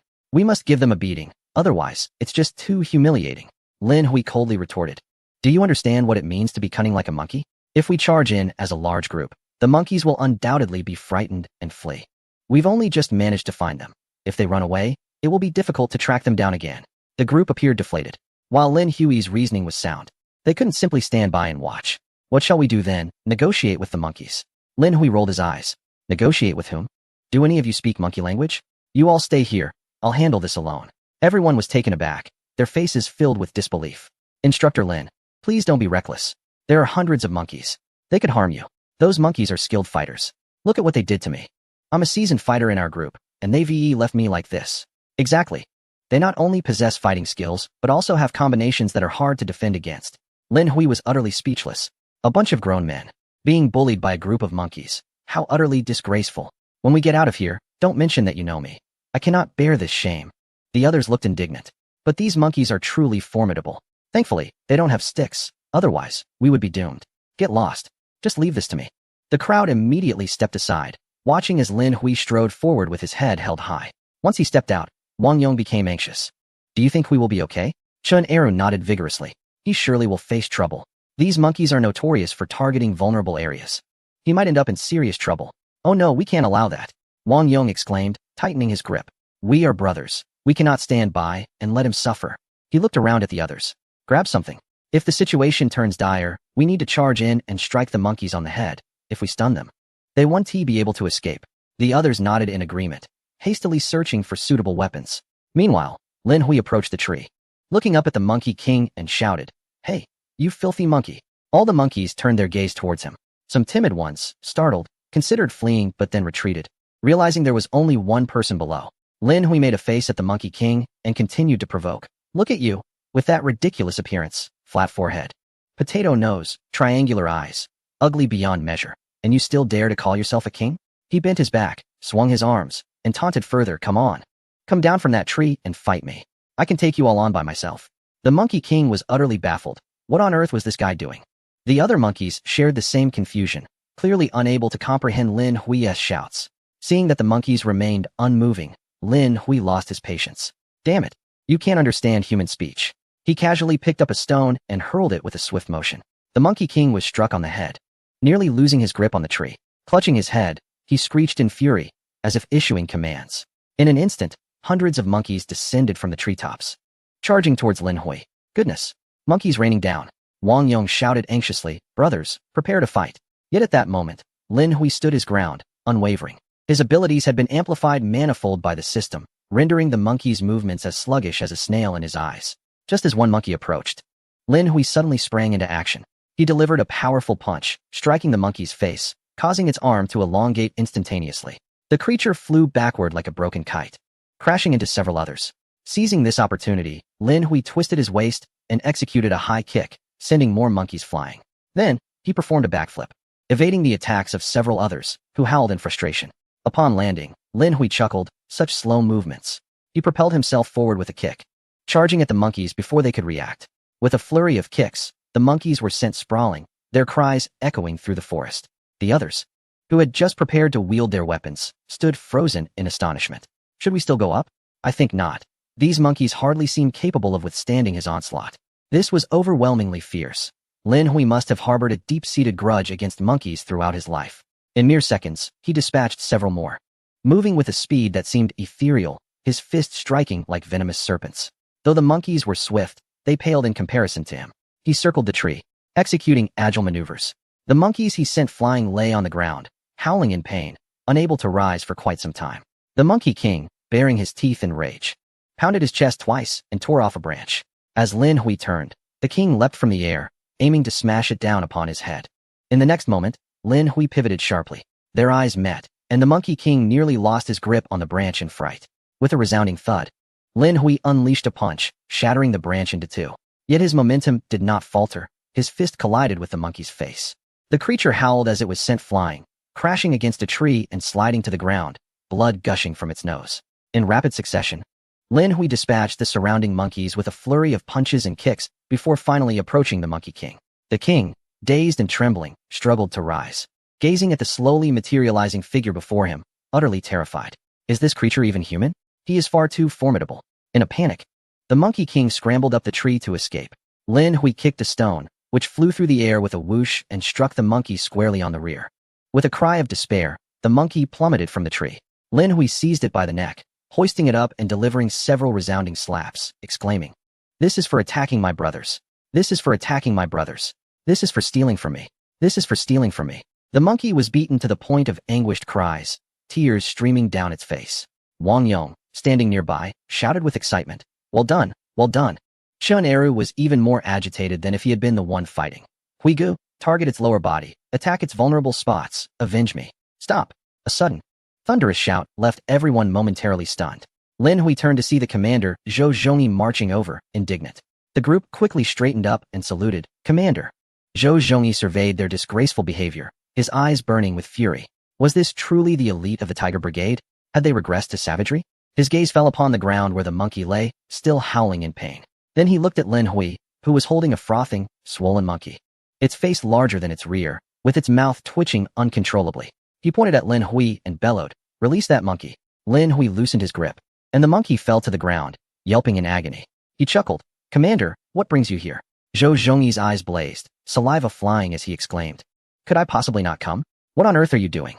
Lin Hui quickly stood at attention. "Commander, I am training them as per your instructions, diligently. Training my foot." Zhou Zhongyi spat vehemently. "I instructed you to take them for training, and instead, you dragged them into the woods to behave like savages. And you dare to beat a bunch of monkeys? Is this your idea of training? It's utter nonsense." Chapter 91. The Commander Delegate's Authority. "The entire brigade must obey you." Zhou Zhongyi glared fiercely at Lin Hui. "I asked you to train them, and look at what you've turned them into, complete savages." "Commander." Lin Hui attempted to explain, but was swiftly interrupted. "And what is this nonsense about bullying a monkey? Do you have no sense of public morality? Look at what you've done to that monkey. It's a protected species, do you understand? If something were to happen, I wouldn't be able to shield you." Lin Hui glanced around and chuckled. "Rest assured, I've been careful. I won't injure or maim them." Zhou Zhongyi, fuming, retorted, "Stop with your useless chatter." Lin Hui looked at him, a sheepish smile on his face. "Commander, we have accomplished many things during these days. You may not even believe it if I told you." Zhou Zhongyi glared at him. "If you know I wouldn't believe it, then don't bother saying anything."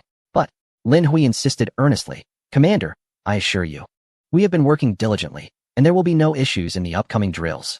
The entire group stood tall and shouted in unison.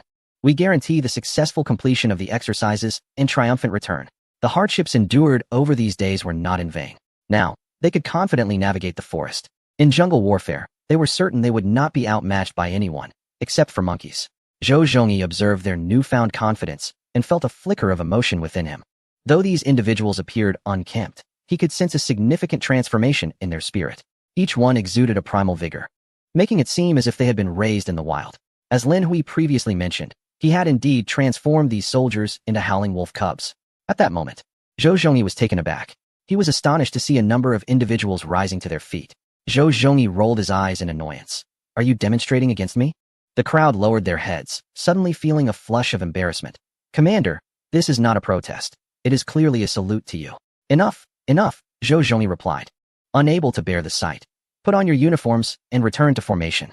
Yes, everyone surged forward. Some climbed trees, while others donned their military attire. A few, seizing the opportunity, kicked a monkey a couple of times, causing it to screech in distress. Zhou Zhongyi nearly spat blood. What have they been through these days to have turned into wild men? Meanwhile, Lin Hui turned around and abruptly noticed that the Monkey King was trembling on the ground. Upon seeing him approach, the Monkey King quickly straightened up, its face filled with anxiety, as if it were about to stand at attention and salute. Lin Hui was nearly overcome with laughter. Had it truly developed a psychological trauma from the beating? Without receiving orders, it dared not move. Lin Hui retrieved a wild fruit from his bag, squatted down, and extended it. "There, don't be afraid. I have no desire to harm you. After all, you stole my belongings. I retaliated against those who attacked me, and now we are even. Shall we consider this matter resolved?" The Monkey King swayed its head from side to side, staring at Lin Hui for a while. Suddenly, it snatched the fruit and turned to climb up the tree. Lin Hui smiled faintly and proceeded toward the main group. Soon, everyone was dressed and moving out of the woods. Perched in a tree, the Monkey King consumed the fruit while watching the departing group, its gaze eventually settling on Lin Hui. On the main road, a ragtag group of individuals appeared more disheveled than beggars.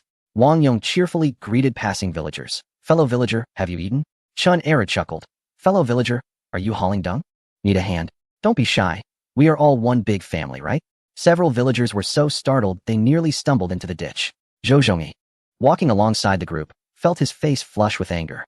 Did they have no awareness of their own appearance? Did they intend to frighten the villagers to death? He felt an overwhelming urge to rush forward and slap these two fools. Before long, the group passed through a village. Men, women, and children all emerged with bowls of food, their eyes fixed on the soldiers as if they were rare animals.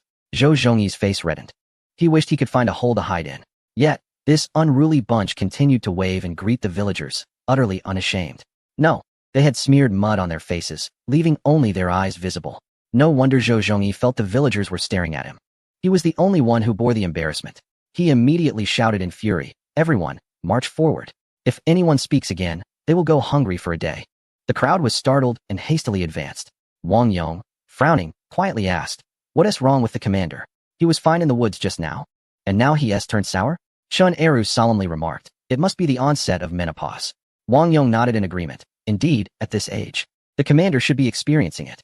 Lin Hui, standing nearby, wore an expression of disbelief, muttering to himself, "What a pair of fools." Soon enough, the group arrived at the entrance of the regiment's headquarters. The guards, upon spotting a throng of wild men rushing towards them, nearly had their eyes pop out in astonishment. Had it not been for the presence of the commander, they would have been prepared to respond with force. "Good heavens!" exclaimed the guard captain, recognizing the familiar faces, his expression turning to one of shock. "What on earth happened? Did you all get lost in the mountains?" The group exchanged sheepish grins. Zhou Zhongyi shot them a cold glare, causing everyone to promptly shut their mouths. "Get inside, all of you." With their tongues sticking out, they hurriedly dashed into the building. Before they had made it very far, Zhou Zhongyi's thunderous voice echoed behind them. "For heaven's sake, go take a shower. You all stink." "Yes, sir," they replied with grins. Immediately changing direction towards the bathing area. Before long, the sound of cheerful singing and whistling emanated from the bathhouse. "I love bathing. The turtle has fallen. Oh, oh, oh, oh, wash, wash, wash, wash, wash, wash, wash, wash, wash, oh, oh." Zhou Zhongyi stood outside the bathhouse, his lips twitching in irritation. What on earth are they singing? It sounds like howling. Shortly after, a soldier emerged, towel in hand. "Commander, good day. Please get dressed and assemble on the playground." "Understood." The soldier saluted and hastily changed his clothes before heading to the playground. One by one, they emerged, and Zhou Zhongyi called out to each. Soon, Lin Hui, feeling refreshed after his bath, stepped out with a contented expression. Having gone over 20 days without a wash in the forest, he had shed several pounds of black mud. "Lin Hui, come here." "Yes, commander." Lin Hui was summoned aside by Zhou Zhongyi for a private conversation. Before the commander could speak, Lin Hui preemptively declared, "Commander, rest assured. During these past 20 days of training, I have specifically focused on the exercises. When the drills commence, I hope to be included in the command. I shall demonstrate our regiment's might in a novel manner, ensuring the legacy of our Tiger Regiment." Zhou Zhongyi's mouth fell open, utterly astonished.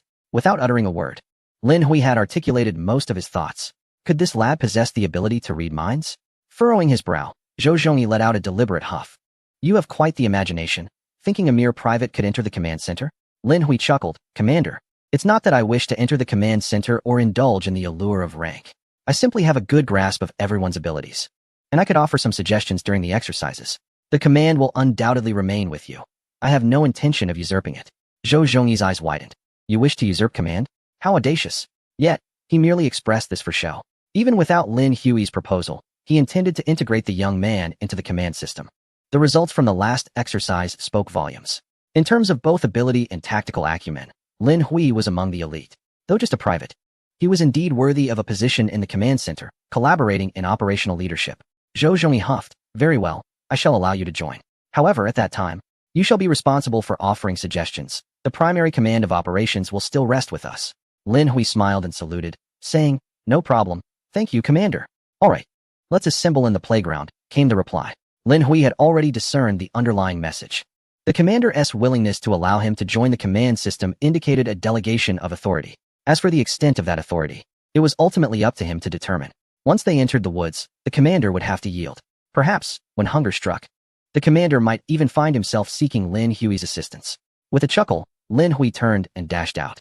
Zhou Zhongyi, having completed his tasks, was preparing to leave when someone suddenly called out to him from behind. Commander, wait a moment." Turning back, he saw a squad leader responsible for managing the bathhouse hurriedly approaching. "What is it?" "Commander, you cannot leave. You must come and see this." The squad leader led Zhou Zhongyi into the bathhouse. The moment he stepped inside, he was assailed by an overwhelming stench that nearly made him retch. "Ugh," Zhou Zhongyi gagged, pinching his nose, though it offered little relief. The foul odor seemed to seep through his pores, assaulting his senses. Furious, he demanded, "What on earth is that smell? Have you connected the water pipes to the sewage system?" The squad leader, in a panic, exclaimed, "Commander, this is all the doing of your soldiers. Just look at the water in the pool. It was just filled with clear water at noon, and now it's darker than ink. Not even a filthy gutter could be this disgusting." Zhou Zhongyi paused, then hurry up and drain the pool. If someone didn't know better, they might think we were developing biological weapons. The squad leader jumped in distress. I want to drain it too, but I can't. The drainage is completely blocked. It's possible even the pipes beneath are clogged. Commander, you must take charge of this and allocate funds for repairs. Zhou Zhongyi surveyed the pool of black water, feeling exasperated. Why were they even bothering to bathe?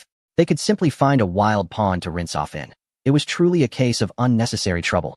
Chapter 92. Let the Blue Army understand what it means to be a tiger descending the mountain. On the military camp's playground, everyone changed into clean uniforms and assembled neatly. Zhou Zhongyi approached, nodding slightly. Clean, sharp, and tidy. This is the spirit that a soldier should embody. Everyone stand at ease. With a sharp clap, all stood at attention. Chest puffed out. Zhou Zhongyi scanned the crowd and said sternly, the thunderstorm exercise is about to commence. A fervor ignited in everyone's eyes. Lin Hui, too, unconsciously tightened his fists. It was finally upon them. Zhou Zhongyi coldly declared, tomorrow morning, we will first gather at the directing department. Be alert and keep your morale high. You represent not only yourselves, but the entire Tiger Brigade. Do not tarnish our reputation. As long as we perform well in the exercise and achieve victory, the higher-ups will rescind the disbandment order, ensuring the continuation of our brigade. Do you have confidence? Yes. Everyone roared passionately, their spirits aflame. Lin Hui's eyes brimmed with combat fervor. Having traversed many places, this was the first time he would fight for his home. This battle, he was determined to win. In the Southeast Command, Lin Guangyao was diligently reviewing documents in his office when his secretary abruptly entered. Report. Lin Guangyao inquired without lifting his head. The secretary smiled and replied, Chief, do you recall the matter I was instructed to look into regarding the drill? Lin Guangyao abruptly raised his head. Has the thunder drill commenced? The secretary nodded. It officially begins tomorrow. Lin Guangyao placed both hands on the table and suddenly stood up, quickly. Let me see what tasks I have during the drill days. Push back anything that can be postponed and expedite whatever can be handled earlier. I want to be going home tonight. The secretary, somewhat helpless, reflected on the years he had served under Lin Guangyao. He had always remained unflappable in the face of adversity, yet whenever matters concerning Lin Hui arose, he became animated. It was evident that among his 3 children, he was most concerned about his youngest son. The secretary expressed his concern. Chief, the doctor has advised you to rest more. With such a heavy workload. Enough nonsense. Lin Guangyao slammed his palm on the table. The tasks must be completed, and I will attend the drill. Both must proceed simultaneously. Hurry and make arrangements. And bring me a blanket. I shall sleep here tonight. Understood. The secretary replied with a wry smile and a salute before turning to leave. Once the door closed, Lin Guangyao resumed his seat, exhaling deeply. His fingers tapped rhythmically on the table, a smile gracing his face. You little rascal. This opportunity was procured at the cost of my reputation. You must perform admirably and not let me down. If you succeed, I shall personally award you. Before dawn the next day, the camp was stirred by the urgent sound of the whistle. Everyone, fully armed, rushed out and quickly boarded their vehicles. Soon, tanks and armored vehicles rumbled out of the camp, heading towards the designated drill site. After more than 4 hours, the convoy entered a dense forest. The directorate's tent was set up in a clear area, teeming with people. At this moment, all participants from the red and blue teams had nearly arrived, with the Tiger Regiment being the last due to their distant location. The convoy halted at the red team's assembly point, and everyone excitedly disembarked. Zhou Zhongyi surveyed the crowd and sternly instructed, stay put. Do not wander. I will report to the directorate first. Once the commander departed, Zhang Jiantao gathered everyone together. I've heard whispers that the Blue Army is harboring resentment from their last defeat and may consider us their primary target. A sense of alarm spread among the crowd, their expressions turning cautious. Although the red team had lost the previous drill, the Blue Army had not emerged unscathed either. They had lost an entire battalion and suffered the embarrassment of having their command center infiltrated by Lin Hui and his team, culminating in the demise of their commander. The humiliation was palpable. It was only natural that the Blue Army would harbor animosity toward them. Zhang Jiantao continued, this time, the Blue Army is stronger than before. Equipped with new gear, we cannot afford to be complacent. To protect our regiment, everyone must be fully alert and give their utmost effort. The crowd nodded in agreement. And Wang Yong cast a disdainful glance at the distant Blue Army. Squad leader, how can we bolster their morale while diminishing our own? I perceive their strength to be rather mediocre. During the last exercise, their command center fell to us without much of a struggle. Chun Eru nodded in concurrence. Indeed, we are far superior, akin to 2 pig farmers. Their skills are laughable. Wang Yong chuckled. If we managed to overpower the Blue Army last time, I assure you, we shall do so again, leaving them in utter disarray. Not far off, a few Blue Army soldiers rolled their eyes at the spectacle. Who are these clowns? They clearly lack self-awareness. It's quite amusing. The Red Army merely engages in idle chatter. They won't be laughing once the exercise commences. Nearby, several Red Army comrades felt a wave of embarrassment wash over them. They turned to Zhang Jiantao and whispered, "Could you ask these two soldiers to tone it down a bit? A little discretion would be appreciated." Zhang Jiantao glanced awkwardly at Lin Hui. Knowing that only he could rein in these two misfits, Lin Hui immediately grasped the situation and sternly glared at them. "What is wrong with you two? Did I not instruct you to maintain a low profile? How can you speak so boastfully and without restraint?" The duo shrank back, with Chun Eru asking, "Brother Hui, what should we say then?" Lin Hui looked at them with exasperation. "You ought to declare, 'What nonsense about the Blue Army. This time, we shall not only dismantle their command center, but also eliminate their commander. None of their main forces shall escape. They should prepare for their demise.'" The two laughed heartily. "That's the spirit, Brother Hui. We indeed have not been discreet enough." Nearby, several Red Army comrades nearly choked on their disbelief. "Is this what you call discretion? This is preposterous." Though the Red Army was a mountain division with a home field advantage, the Blue Army was seasoned in combat, particularly adept in jungle warfare, leaving the Red Army at a significant disadvantage. Furthermore, the Blue Army had the support of a directing unit and an array of heavy weaponry, rumored to include advanced technology. To the Red Army, they appeared as a defenseless maiden, destined only to be beaten. "Hey, aren't you soldiers from the Tiger Battalion?" Upon hearing the voice from behind, everyone immediately turned around. A group of Red Army officers approached, led by a major. Zhang Jiantao saluted and politely extended his hand. "Greetings. We are soldiers from the Tiger Battalion. We look forward to your guidance during this exercise." The major regarded him with disdain, showing no intention of reciprocating the handshake. "Guidance? What is there to guide? With orders issued, why not simply disband? Yet here you are, causing trouble." The Red Army was already at a disadvantage. With the presence of these cannon fodder, their chances of victory dwindled further. An older soldier erupted in anger. "What did you say?" Nearby, a captain scoffed. "Let us speak honestly. You wish to disband. Why come here to hinder us? Our hopes were already slim, and with your presence, we might as well concede." The atmosphere instantly became charged with fury. Even the clay Buddha has a measure of temper, yet these individuals speak so harshly. Even Lin Hui is riled up. Zhang Jiantao and Su De swiftly intervened to prevent any conflict from erupting. Wang Yong was seething with rage. "Don't stop me. Let me take down these bastards." "Allies, my foot." Lin Hui coldly warned everyone, "Calm down. Are you unaware that conflicts before the drill could lead to disqualification?" Instantly, silence enveloped the crowd, though they all harbored a burning resentment within. The major perhaps realized his words were indeed excessive, and thus softened his tone, saying, "Enough. We are here now. What is said is of little consequence. However, I must caution you not to hinder our progress.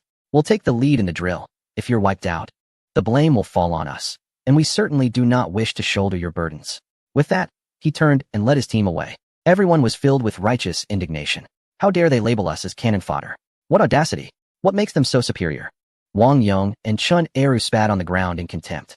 Initially, they intended to spit in the man's face, but reconsidered, fearing repercussions. Lin Hui waved his hand dismissively, saying, "Enough of this nonsense. Combat relies on strength. No matter how much we say now, it is futile. We cannot blame others for looking down on us after our previous dismal performance." Su De nodded in agreement. Lin Hui is right. We must prove ourselves through our abilities. If we wish to earn their respect, we must showcase our true skills. Everyone nodded earnestly, clenching their fists. This time, they must show the Blue Army, and those from the red side who underestimated them, what it truly means to unleash the tiger descending from the mountain. Lin Hui smiled slightly. "All right, everyone, adjust your mindset. Take a moment to rest. The drill is about to commence." They began to stretch and relax, striving to achieve their optimal state. Just then, a voice called out from behind, "Lin Hui." He turned around, astonished. "What? You're back again." Chapter 93. "What? Brother Hui has a girlfriend, and I didn't know." A female captain walked directly toward Lin Hui. The surrounding individuals immediately wore mischievous smiles, whispering among themselves, "Hey, isn't that the female officer from the last time at headquarters? No wonder she looks so familiar. Could she be Lin Hui's girlfriend?" "What? Brother Hui has a girlfriend, and I was completely unaware." Lin Hui shot them a glare before turning to Wang Yishua. "What are you shouting about? You're making her think you're my girlfriend. Next time, please add comrade to your shout. It creates a sense of distance." "Thank you." Wang Yishua nearly stumbled in anger. "How shameless. Who wants to be your girlfriend? They must be blind." Lin Hui chuckled. "You've hit the nail on the head. They are indeed blind. With my looks and charm, how could you possibly be worthy of being my girlfriend?" Wang Yishua's face turned crimson with indignation. She was recognized as the beauty of the headquarters, with suitors lining up for miles. "How could I not be worthy of being your girlfriend? You are far too vain." Lin Hui looked at her and asked, "What do you need from me?" Wang Yixue took a deep breath, striving to calm her emotions. "I have come to inform you that this opportunity is exceedingly rare. You must seize it with utmost diligence and not disappoint your father's expectations." Lin Hui shrugged nonchalantly, a look of indifference on his face. "Do I need you to remind me? You know how I've spent the past month preparing for this drill, right? And how was that?"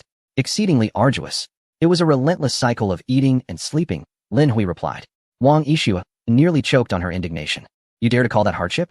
"Of course," Lin Hui asserted. "I've even prepared a secret weapon. Victory is assured this time." "Enough with the boasting." Wang Yixue rolled her eyes. "Let me tell you, I will also be participating in this drill." Lin Hui was taken aback, then suddenly chuckled. "Are you just here to make up the numbers?" Wang Yixue glared at him. "Don't be ridiculous. I was specially invited by the Blue Army to assist. Do not underestimate me." Lin Hui laughed. "Just you? What assistance can you possibly provide?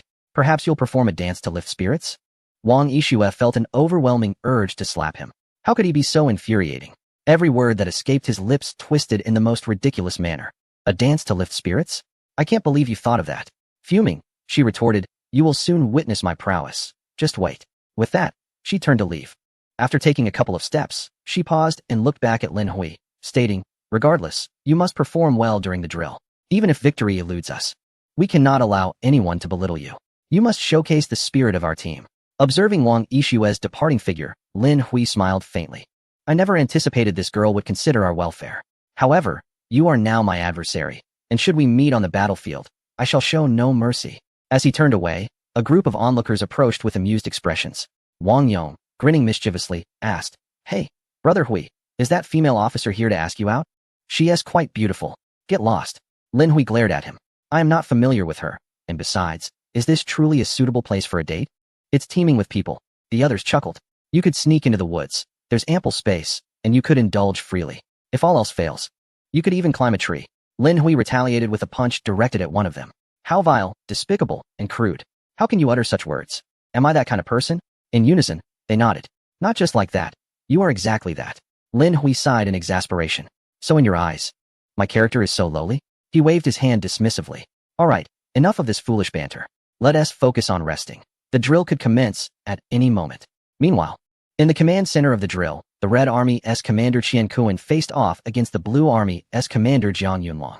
"I have already announced the rules," Qian Kuan stated. The chief director, Chun Guangming, smiled at Qian Kuan.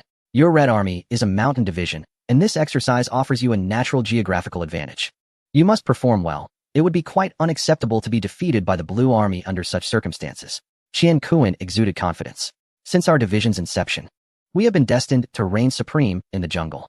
This drill will only yield victory, not defeat." Jiang Yunlong laughed heartily. "Comrade Qian, let us not speak too soon. In the past encounters with the red team, each claimed to be elite, yet they all fell to our blue forces." Qian Kuan smirked. "Indeed, your blue team is formidable.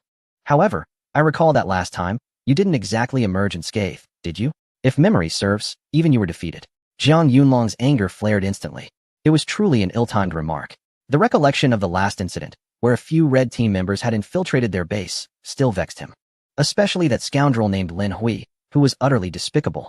Should their paths cross again in this exercise, he vowed to make him pay dearly. He glared fiercely at Qian Kuan. "Rest assured, the blue team won't fall into the same trap twice. You, on the other hand, should be cautious. If the blue team decimates you, you might as well relinquish the reputation of your mountain division to us." Qian Kuan's eyes burned with fury, and tension crackled in the air. Chun Guangming observed the escalating conflict between the two, secretly amused. This time, the directing department was aligned with the blue team. The more agitated the red team became, the more prone they were to mistakes, thus achieving their objective. Although it was merely a drill, the actual intention was to assess the red force's resilience and combat capabilities under duress, determining whether they possessed potential for further development. If not, well, that would be unfortunate.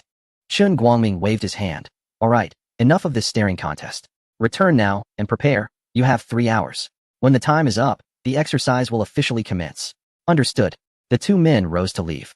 At the doorway, Jiang Yunlong cheerfully remarked, "Old Qian, I suggest you temper your expectations. This time, the victor will undoubtedly be the blue team." Qian Kuan scoffed. "The battle hasn't even begun. The outcome is still uncertain." Jiang Yunlong laughed heartily. "Then let us wait and see." After departing the directing department, both sides returned to their respective command centers. Upon his return, Jiang Yunlong was met by all the officers standing in salute. "Greetings, Commander." Jiang Yunlong nodded and solemnly declared, "For this exercise, we have made thorough preparations. I do not care if the red team is a mountain division or a jungle division. Should they confront our blue forces, they will find only a path to destruction." A chief of staff chimed in with a smile. "Commander, this time we not only have special forces and heavy artillery support, but also assistance from the theater's information warfare units. The red team will struggle to avoid defeat." Jiang Yunlong coldly retorted, "Do not speak too confidently. Is the lesson from last time not sufficient?" Instantly, silence fell upon the room. The previous defeat had indeed left a resounding impact. Even now, many were still grappling with the bewildering outcome that had resulted in a stalemate. Jiang Yunlong stated gravely, "This exercise simulates real combat. Underestimating the enemy is a grave error on the battlefield. Even if the red team is inferior, we must not let our guard down. We must deploy our full strength. Even in victory, it must not be a Pyrrhic one. Otherwise, you might as well abandon your humanity." "Understood." Everyone responded in a unified roar, determined to crush the red team. Meanwhile, upon returning to the command center, Qian Kuan was approached by several regimental commanders eager for updates. Qian Kuan did not conceal the matter and straightforwardly recounted the events within the directorate. One commander, incensed, exclaimed, "Those bastards of the Blue Army are utterly arrogant. Do they truly believe they can subdue us?" The other commander's eyes blazed with fury. "Engaging with our mountain division in the rugged terrain? The Blue Army is akin to lighting a lantern in a toilet, seeking their own demise. Is it merely because they have the backing of the directorate and slightly superior weaponry that they think themselves formidable? This time, we shall demonstrate to the Blue Army how a battle should be fought." Observing the righteous indignation of the gathered men, Qian Kuan felt a deep sense of satisfaction. One must not lose morale, regardless of the disparity between us and the enemy. We must never yield in spirit. Warfare is not solely about strength. It is equally about the momentum and resolve. Our ancestors once drove away enemy aircraft and artillery through their fearless tenacity and unwavering determination. He slammed his hand on the table. "Excellent. This is the spirit I desire. Maintain this momentum and crush those Blue Army scoundrels. Do they think they can mold us like soft dough, believing they have us at their mercy? They are dreaming." One commander, filled with rage, declared, "Chief, we must certainly show the Blue Army what we are capable of, making them regret ever crossing paths with us." Qian Kuan nodded appreciatively. "Very well. There are 3 hours until the exercise commences. Relay the orders. Ensure all units are combat ready. We can only afford victory, not defeat." "Yes." Several commanders saluted and promptly departed. As Zhou Zhongyi was about to leave, he was suddenly called back. "Zhou Zhongyi, stay?" "Yes." Zhou Zhongyi approached. "Chief, what are your instructions?" Qian Kuan scrutinized him, furrowing his brow. "To speak frankly, I have vehemently opposed your arrival from the very beginning, and I continue to disapprove of your Tiger Battalion." Zhou Zhongyi's expression darkened. "Chief, I do not understand your meaning." Qian Kuan scoffed. "Stop pretending to be oblivious. Orders from above have mandated your disbandment. Why have you not complied? Instead, you come here to create chaos, which is utterly absurd. Our red faction already possesses limited heavy equipment, and our firepower is significantly inferior to the Blue Army's. Now you bring this additional burden." Zhou Zhongyi's face turned ashen. He clenched his fists tightly, suppressing the anger within. Qian Kuan circled around him and suddenly spoke. "Zhou Zhongyi, I have devised a plan concerning your battalion's role in the exercise." Zhou Zhongyi, surprised, lifted his head. "What position will we be assigned?" Qian Kuan smirked. "What position? Do you possess the capability for that? You are to remain in logistics, no other duties permitted. Your sole responsibility is to guard the supply lines. Matters of combat do not concern you." Pointing sternly at Zhou Zhongyi, he asserted, "This exercise is pivotal to our division's future. Since you are here, conduct yourself properly. Should you cause any trouble that implicates us, I shall not spare you." "Understood." Zhou Zhongyi shouted hoarsely. Qian Kuan waved his hand. "All right, you may return." Zhou Zhongyi saluted and turned to leave. Once outside, he struck a tree with his fist. As a multitude of leaves cascaded down, Zhou Zhongyi's fury surged within him like molten steel, constantly churning. He gritted his teeth, his eyes filled with indignation and humiliation. "So you think I am incapable? Allow me to demonstrate our true capabilities." Chapter 94. Seizing Command, You Rebellious Scoundrel.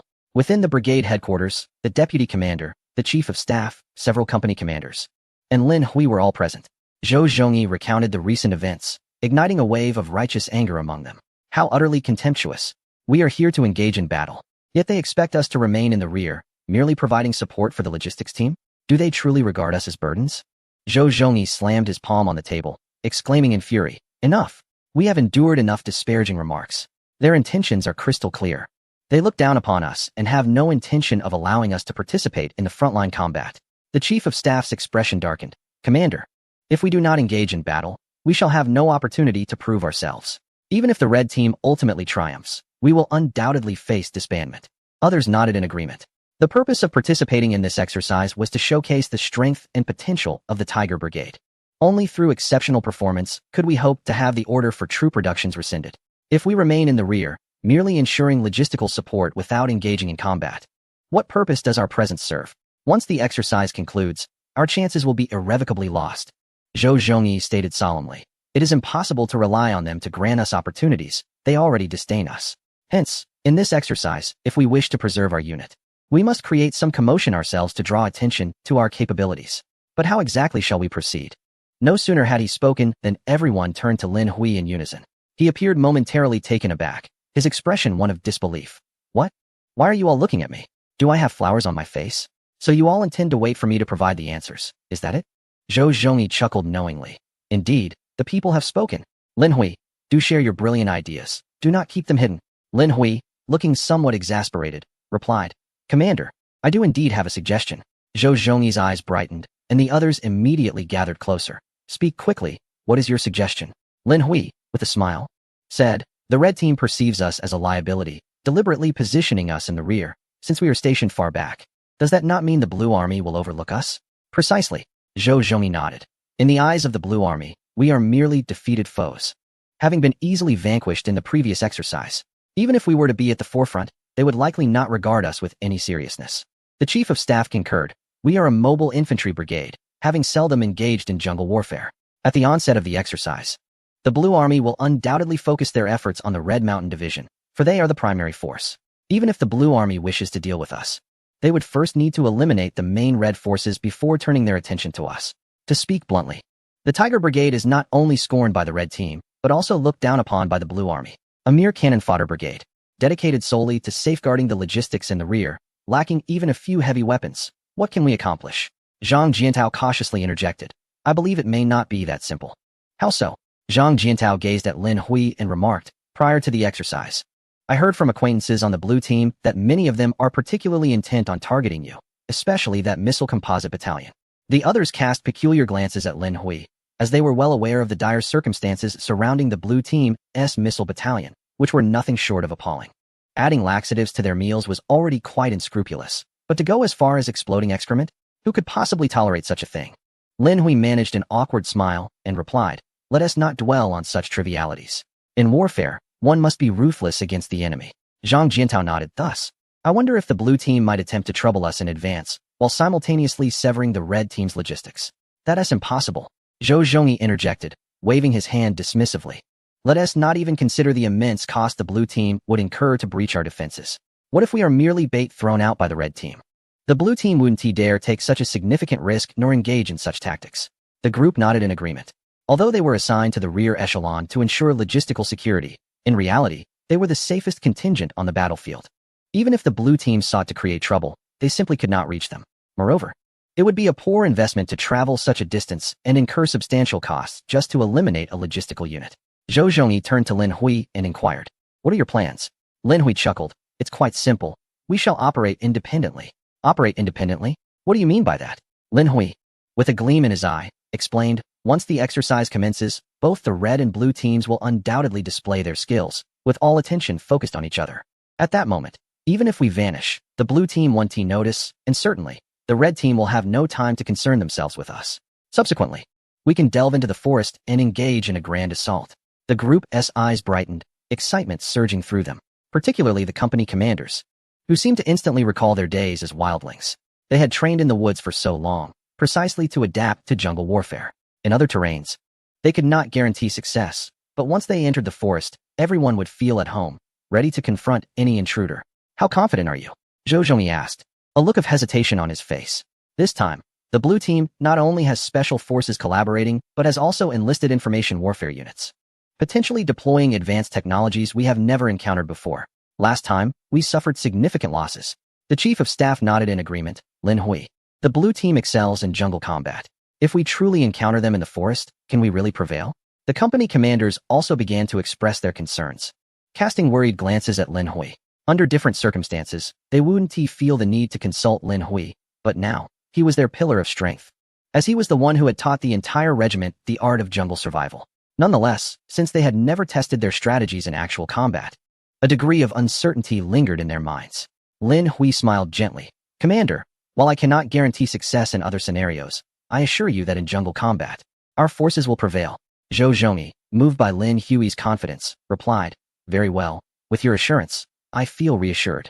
However, you must provide me with a military pledge.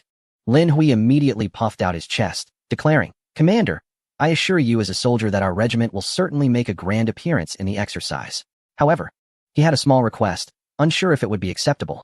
Before he could finish, Zhou Zhongyi slammed his palm on the table, exclaiming, Do not hesitate to ask. I would agree to 100 requests if it meant we could showcase ourselves in this exercise and ensure the safety of our troops. Lin Hui smiled. We need not complicate matters. Just one request will suffice. I ask that you grant me command authority, with everyone in the regiment, including yourself, following my orders. The room fell silent, the others taken aback, shocked at his audacity. Such words would have been unthinkable for them. A blatant challenge to authority that could have cost him his head in ancient times. Zhou Zhongyi nearly choked on his anger, incredulous that a mere private would dare to assert such authority. He glared at Lin Hui. You little rascal, have you been coveting my command all along? Lin Hui chuckled. Not at all. I assure you this is solely for the greater good. Chapter 95. For the sake of victory, the commander takes risks. Hours later, the exercise commenced. The sound of rumbling echoed as the red and blue forces swiftly mobilized. The iron tide surged forward, shrouded in clouds of dust. This exercise took place in a mountainous region spanning 100 kilometers, dense with lush vegetation and thick forests. The red side, designated as the defending force, would win if the blue army could capture all their positions. Otherwise, the red side would claim victory. To establish their firepower defenses in the shortest time possible, the red forces deployed immediately. The mountain troops had minimal heavy vehicles. The few available were used to transport field artillery. The rugged terrain and dense jungle made it unsuitable for heavy artillery transport. The humid and unpredictable climate not only posed risks of misfires, but also led to rusting of the artillery barrels, complicating maintenance. Consequently, the red forces relied primarily on small-caliber artillery for this exercise, with heavy artillery stationed further back. As the various units of the red side distanced themselves, everyone in the Tiger Regiment eagerly anticipated the impending battle, filled with excitement. However, after waiting for a considerable time, no orders for action were forthcoming, and impatience began to brew among the ranks. Zhou Zhongyi observed the red forces dwindling in the distance, frowning. Lin Hui, the main forces are nearly gone. When will we move? Lin Hui, seated in the vehicle, closed his eyes to rest. Patience, let us wait a little longer. Wait, the chief of staff exclaimed. If we wait, we won't even see the main forces anymore. Even if we are stationed in the rear, we cannot fall too far behind. Lin Hui, visibly annoyed, replied. What is there to rush? Let them go ahead. The others were perplexed, unsure of his intentions. Were they to act independently? Precisely, Lin Hui responded, looking at them. If we don't allow them to move further ahead, how can we operate on our own? Must we allow the red faction to observe us right under their noses? In an instant, the crowd experienced an epiphany and comprehended the situation. The red faction was preoccupied with their journey and had paid no heed to their presence. Once the area was vacated, wouldn't the opportunity present itself? After a while, the red faction completely vanished from sight, prompting Lin Hui to produce a training map. He pointed to a small dot on it. We shall proceed in this direction. Upon seeing the marked location, the crowd was rendered speechless. The indicated direction was in stark contrast to the red faction's base, essentially a case of driving south while intending to go north. One was to the east, the other to the west, with the distance being exceedingly vast. Zhang Jiantao could not restrain himself from inquiring. Lin Hui, are you serious? Lin Hui nodded. What is the issue? Zhang Jiantao's eyes widened. This is a significant problem. If we run in this direction, are we aiming to flank the blue army, or what? Our firepower is limited. Even if we attempt a side assault, it would yield no results. If we are encircled, we risk total annihilation. The 3rd Company commander pointed to another location on the map. I propose we proceed south, flanking the red forces. This not only prevents harassment from the blue army, but also allows us to capture any isolated individuals. We can advance steadily. Even if we do not achieve a grand victory, at least we will have some merit and not leave empty-handed. The 5th Company commander nodded. I concur. We are outmatched in numbers and weaponry compared to the blue army. Engaging their main force would inevitably result in heavy losses. Lin Hui interjected decisively. Enough of this idle chatter. Are you to lead, or shall I? Do you not understand the concept of obeying orders? The crowd was left speechless with frustration. A group of officers was being reprimanded by a mere private, truly an astonishing sight. If outsiders were to witness this, Their jaws would surely drop in disbelief. Lin Hui cast a glance at them and remarked, "If you doubt my capabilities, feel free to pursue your own course. I shall lead my men in our designated actions. Should we fail to preserve an entire regiment, but manage to save a single platoon, do not blame me." The corners of their mouths twitched in response. "You, young man, are quite ruthless. Are you truly threatening us? Very well, we shall obey your orders. The commander has delegated authority, so we will follow your lead." Lin Hui, with a mischievous grin, replied, "Rest assured, I will fulfill my promise to you. Even if the commander is lost, I will ensure the safety of all." Zhou Zhongyi felt a surge of bitterness rise in his throat, nearly choking on his words. "I am still present. Could you kindly be mindful of your speech?" Lin Hui addressed them. "All company commanders, gather around me. Commander, if you have no further business, please step aside and allow us to deliberate on our battle plan. The command vehicle is already cramped." Zhou Zhongyi was taken aback. This was, after all, his command vehicle. Was he now being sidelined? What was this, a coup? Several company commanders cast sympathetic glances at Zhou Zhongyi, their discomfort palpable. Zhou Zhongyi glared at them. "What are you all staring at? Do I have something written on my face? Lin Hui is the overall commander. Even I must heed his directives, so direct your gaze towards him." Lin Hui smugly nodded. Exactly. Why are you looking at him? Focus on me, look at me. Furthermore, the commander has already dispensed with pleasantries. Why do you continue to feign courtesy? Zhou Zhongyi's acting skills are ablaze. Am I being impolite? It is you, shamelessly, who has seized command. The several company commanders awkwardly nodded before turning to Lin Hui. Understood. The time is nearly upon us. The red forces should have retreated far enough. Pass the order down, let us set forth. Yes. At Lin Hui's command, everyone immediately advanced forward. Upon reaching the forest, Lin Hui promptly ordered, as per our usual protocol, "Let us disrobe." With a rustle, everyone began to shed their gear and clothing without hesitation, as naturally as if returning home. This had become a habit cultivated during their time in the woods. Although they initially felt a hint of discomfort and embarrassment, over time, it became rather pleasant. As the saying goes, in the vast expanse of nature, there lies ample opportunity. This is what it truly means to return to the wilderness. Zhou Zhongyi surveyed the surroundings. Where bayonets stood like a forest, his eyes nearly bulging in disbelief. "Lin Hui, what on earth are you doing? We are here to fight, not to strip. Do you intend to frighten the Blue Army with your nakedness?" Lin Hui chuckled. "I cannot reveal everything just yet, just follow my lead." Zhou Zhongyi fumed. "Follow your lead? I am a dignified commander of the Tiger Brigade, a colonel. You want me to frolic in the woods in the nude? Commander." Zhou Zhongyi turned to see Chen Eru approaching with a grin, holding a net woven from vines, along with 2 leaves. Zhou Zhongyi shot him a glare. "What are you up to?" Chen Eru, with an innocent expression, replied, "Commander, it's quite stifling in the woods. Wearing clothes will only lead to a downpour of sweat. This is made by Wang Yong, who knows your size. Do try it on. Get lost." Zhou Zhongyi was exasperated. Did he truly consider him a savage? And that soldier Wang Yong, too, should focus on proper training instead of whatever nonsense he was preoccupied with. How could he know sizes better than Zhou Zhongyi himself? Lin Hui approached with a smile. "Commander, I strongly suggest you wear it. The insects here are highly venomous and favor biting protruding areas. If you swell up, don't say I didn't warn you." Zhou Zhongyi's face flushed with anger. To expose himself before this gaggle of soldiers was an utter humiliation. The chief of staff, observing his hesitation, inquired, "Commander, should we disrobe?" "Disrobe?" Zhou Zhongyi exclaimed furiously. "Damn it. For the sake of victory, I shall go all out." The chief of staff felt a swell of admiration. The commander was truly remarkable. "In that case, I shall also go all out as your chief of staff." Just as he reached for the items in Chen Eru's hands, Zhou Zhongyi swiftly snatched them away. "These are custom made for me. If you wish for something, find it elsewhere. I refuse to be bitten." The chief of staff was speechless. Such a small net would not fit me at all. Soon, everyone donned their leafy attire, transforming into figures reminiscent of wild men. Zhou Zhongyi gazed at his appearance, filled with a mix of rage and vexation, yet for some inexplicable reason, there was a hint of excitement. Perhaps it was the novelty of the experience. Clearing his throat, he turned to Lin Hui. "What shall we do next?" "Guess." Lin Hui crouched down, playing in the mud. Zhou Zhongyi was about to utter a curse when Lin Hui abruptly stood up and flashed him a mischievous grin. In the next instant, a handful of muck splattered across his face. Zhou Zhongyi, infuriated, exclaimed, "Ugh! What are you playing at, you bastard?" Before he could finish his retort, yet another handful of filth struck him squarely on the face. Chapter 96. The Red Team's Fury. Has the Tiger Brigade disappeared? Zhou Zhongyi immediately began to scrape the muck off his face, bringing it close to his nose to inspect it. The repulsive odor nearly made him gag. "What on earth is this? Why does it smell so foul?" Lin Hui, grinning broadly, replied, "Commander, These are gifts from nature, truly beneficial. They not only enhance beauty but also invigorate vitality. Zhou Zhongyi glared at him. Speak plainly. Lin Hui chuckled. The ancient muck unearthed from the ground may be mixed with a bit of animal droppings. Zhou Zhongyi, incensed, roared. So you want me to strip down and then smear this disgusting stuff all over me? Lin Hui, what in the world are you up to? Several veterans, their bodies coated in mud, clustered around. Commander, Lin Hui speaks the truth. These are indeed valuable. Applying mud not only retains warmth and wards off mosquitoes but also masks any odors, rendering even military dogs unable to track us. Zhou Zhongyi paused, recognizing the merit in their words.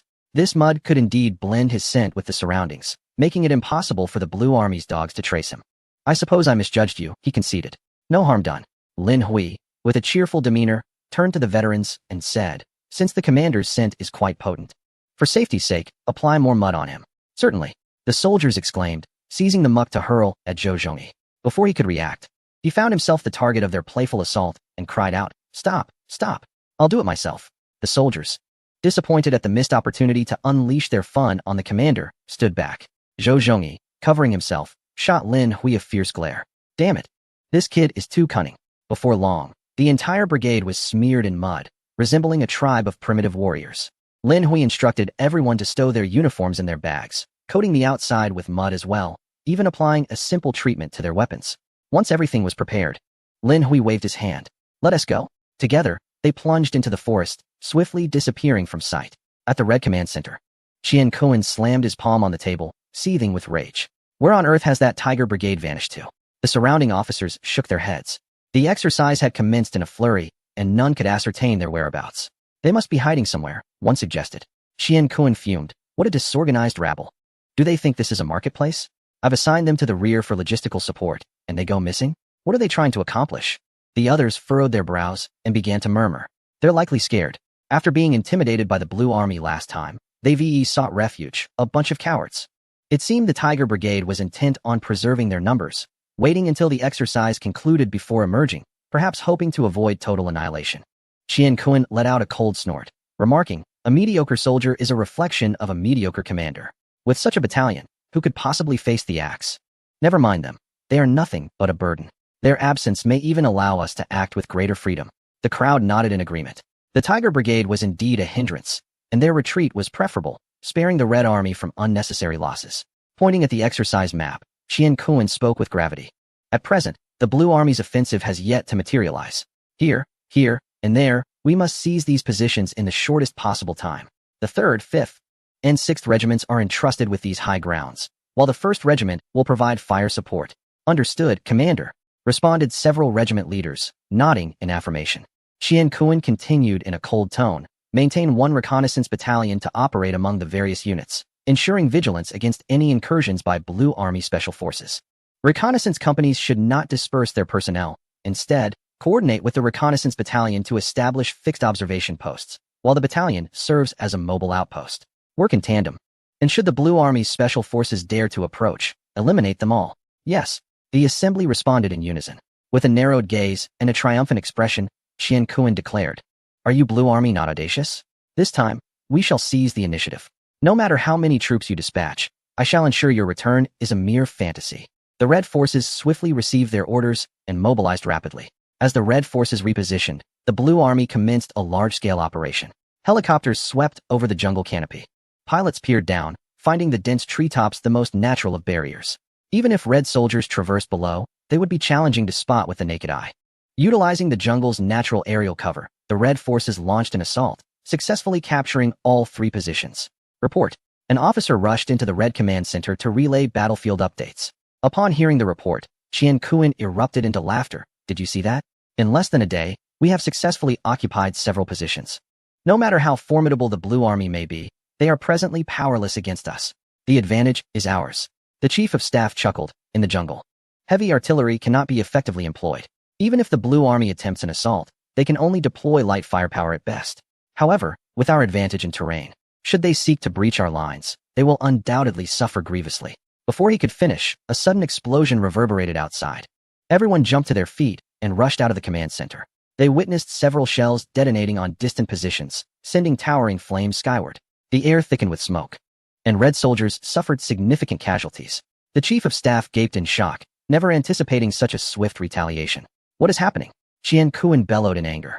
From where is the enemy attacking? An officer hurried over with a report. Sir, we have detected Blue Army Special Forces nearby. This attack was likely coordinated with marked bombing points. Surrounding officers were filled with dread and disbelief. This is impossible. How did the Blue Army Special Forces infiltrate our lines? Where are our scouts? Have they all fallen asleep? The enemy is at our doorstep, and we have had no response. The chief of staff gazed anxiously at the besieged stronghold ahead, shouting in desperation, enough with the nonsense. Quickly, inform the troops at the front to withdraw. The position is not yet fortified and has already come under bombardment. The blue forces will undoubtedly seize this opportunity to launch an attack. We cannot allow them to succeed. Qian Kuan also suddenly realized the urgency, commanding, relay my orders immediately to those at Hill 225. They must retreat at once. Yes, 2 kilometers away, amidst a thicket. A blue Special Forces soldier peered out, a smile spreading across his face as he observed the billowing smoke from the Red Forces' position. Brothers, it's time for us to withdraw and move to the next location. With a wave of his hand, several Special Forces operatives swiftly emerged from the underbrush. They soon disappeared into the jungle, heading in another direction. After a day and night of relentless combat, the Red Forces suffered devastating losses. Qian Kuan, reviewing the casualty reports, erupted in fury. What on earth is happening? He slammed his fist on the table. We are a mountain division, and this is our home turf.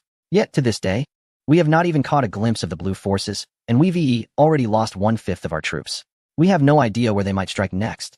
Can anyone tell me what the hell is going on? Silence fell over the room as everyone exchanged bewildered glances, unable to utter a word. Qian Kuan pounded the table again, shouting, "Speak up! Before the exercises, you all had plenty to say." Before he could finish, an explosion echoed from outside. Boom. Everyone stood up in a fit of rage. What now? Is this never-ending? Chapter 97, Retreat? Only a coward would flee. The tent flaps were flung open as an officer rushed in, breathless. Report. Our forces have been attacked by the Blue Army. The reconnaissance unit has suffered heavy casualties. Qian Kuan stood, his face ablaze with anger. Is this never-ending? They've bullied us for an entire day, and now they want to trample over us? Surround them. Not a single one must escape. Yes, the orders were swiftly disseminated. A large contingent of red soldiers charged towards the combat zone. The blue Special Forces, while firing, began to retreat. The leading operative, seeing the surge of red soldiers, immediately instructed his team, do not retreat too quickly. Wait for them and draw them all in. One Special Forces soldier asked, Captain, the Red Command is just ahead. Shouldn't we take a shot at them? The leader replied nonchalantly, engage if we can win. Retreat if we cannot. Besides, our mission is already accomplished. The blue Special Forces soldier chuckled. Indeed, there is no need to waste time here. As the number of approaching red troops swelled, at least 2 companies were in sight. The leading Special Forces operative signaled to withdraw. Everyone promptly began a rapid retreat. Spotting the blue forces attempting to flee, a furious red officer shouted, charge. Eliminate them. The 2 red companies pursued with frenzied determination. The retreating blue Special Forces exchanged knowing glances, grinning fools. Just then, artillery shells rained down from above, devastating the advancing red soldiers and sending them tumbling. The air filled with thick smoke. At this moment, the officer of the red forces realized that they had fallen into a trap. Damn it. The Blue Army is deliberately leading us astray. Just then, another barrage of artillery fire erupted. The shells, as if guided by an unseen hand, struck the red positions with chilling precision. Many red soldiers died in bewilderment, wondering how they had met their fate so inexplicably.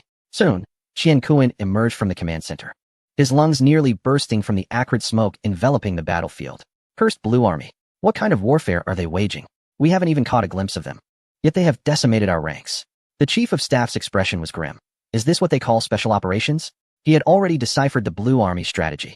They first deployed small units of special forces to harass and pinpoint our positions, provoking us to reveal our firepower, which then allowed them to unleash their heavy artillery upon us.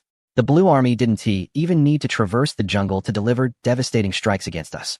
The chief of staff took a deep breath. The Blue Army is exploiting their strengths to target our weaknesses. We lack heavy artillery and special forces for infiltration to ascertain the enemy's positions. At this moment, we are utterly blind and deaf. Qian Kuan gritted his teeth in fury, but felt powerless to counter the truth. The red forces, in comparison to the Blue Army, were indeed woefully inadequate. In terms of combat capability and strategic thinking, they were not even on the same level. At that moment, a soldier rushed in to report, Sir, we have suffered catastrophic losses in this assault. 2 regiments, 3 battalions, including 2 entire guard companies have been annihilated. 1 battalion has sustained over 50% casualties. and numerous heavy weapons and supplies have been destroyed by shellfire. Soon, another soldier arrived with more alarming news. Sir, on our left flank at Hill 415, a battalion of the 6th Regiment is under heavy bombardment and is barely holding on. Those bastards. The Blue Army is cheating. This is outright cheating. Qian Kuan roared in rage. How did they breach our defenses? How did they ascertain our positions? Even with special forces, it is impossible to accomplish so much in such a short time. They must be cheating. The surrounding officers, their faces pale, remarked, Chief, discussing this now is futile. We must change our strategy. Remaining here makes us sitting targets. Unless we can hollow out the mountain to take refuge inside, we cannot withstand the Blue Army's artillery. This notion was utterly unrealistic. The only viable option was to retreat. Retreat? How could that be possible? A stunned chief of staff exclaimed, his eyes wide with disbelief. Retreating would equate to abandoning our positions. It would mean we are conceding defeat. Another chief of staff, frowning, interjected, to be precise. It should be referred to as a strategic withdrawal. As long as our main force remains intact and can continue the fight, we have not lost. Once we regain our composure, we can reclaim our positions. But if we stay here, we face certain death, and we will truly miss our chance. After a lengthy debate, everyone turned to Qian Kuan.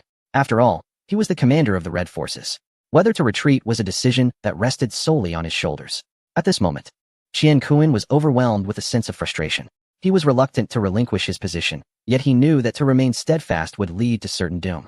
After a prolonged period of contemplation, he let out a deep sigh.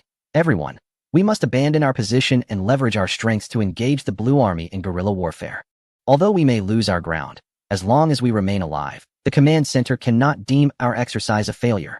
If we persist in our struggle, we shall not be defeated. The others nodded in agreement. Though they felt a sense of resentment, they understood that this was the sole viable option. Just then, a chief of staff spoke up. Commander, the personnel from the Tiger Brigade are still unaware of the situation. Should we inform them? Qian Kuan paused momentarily, his fury igniting. Had you not mentioned it, I nearly forgot about them.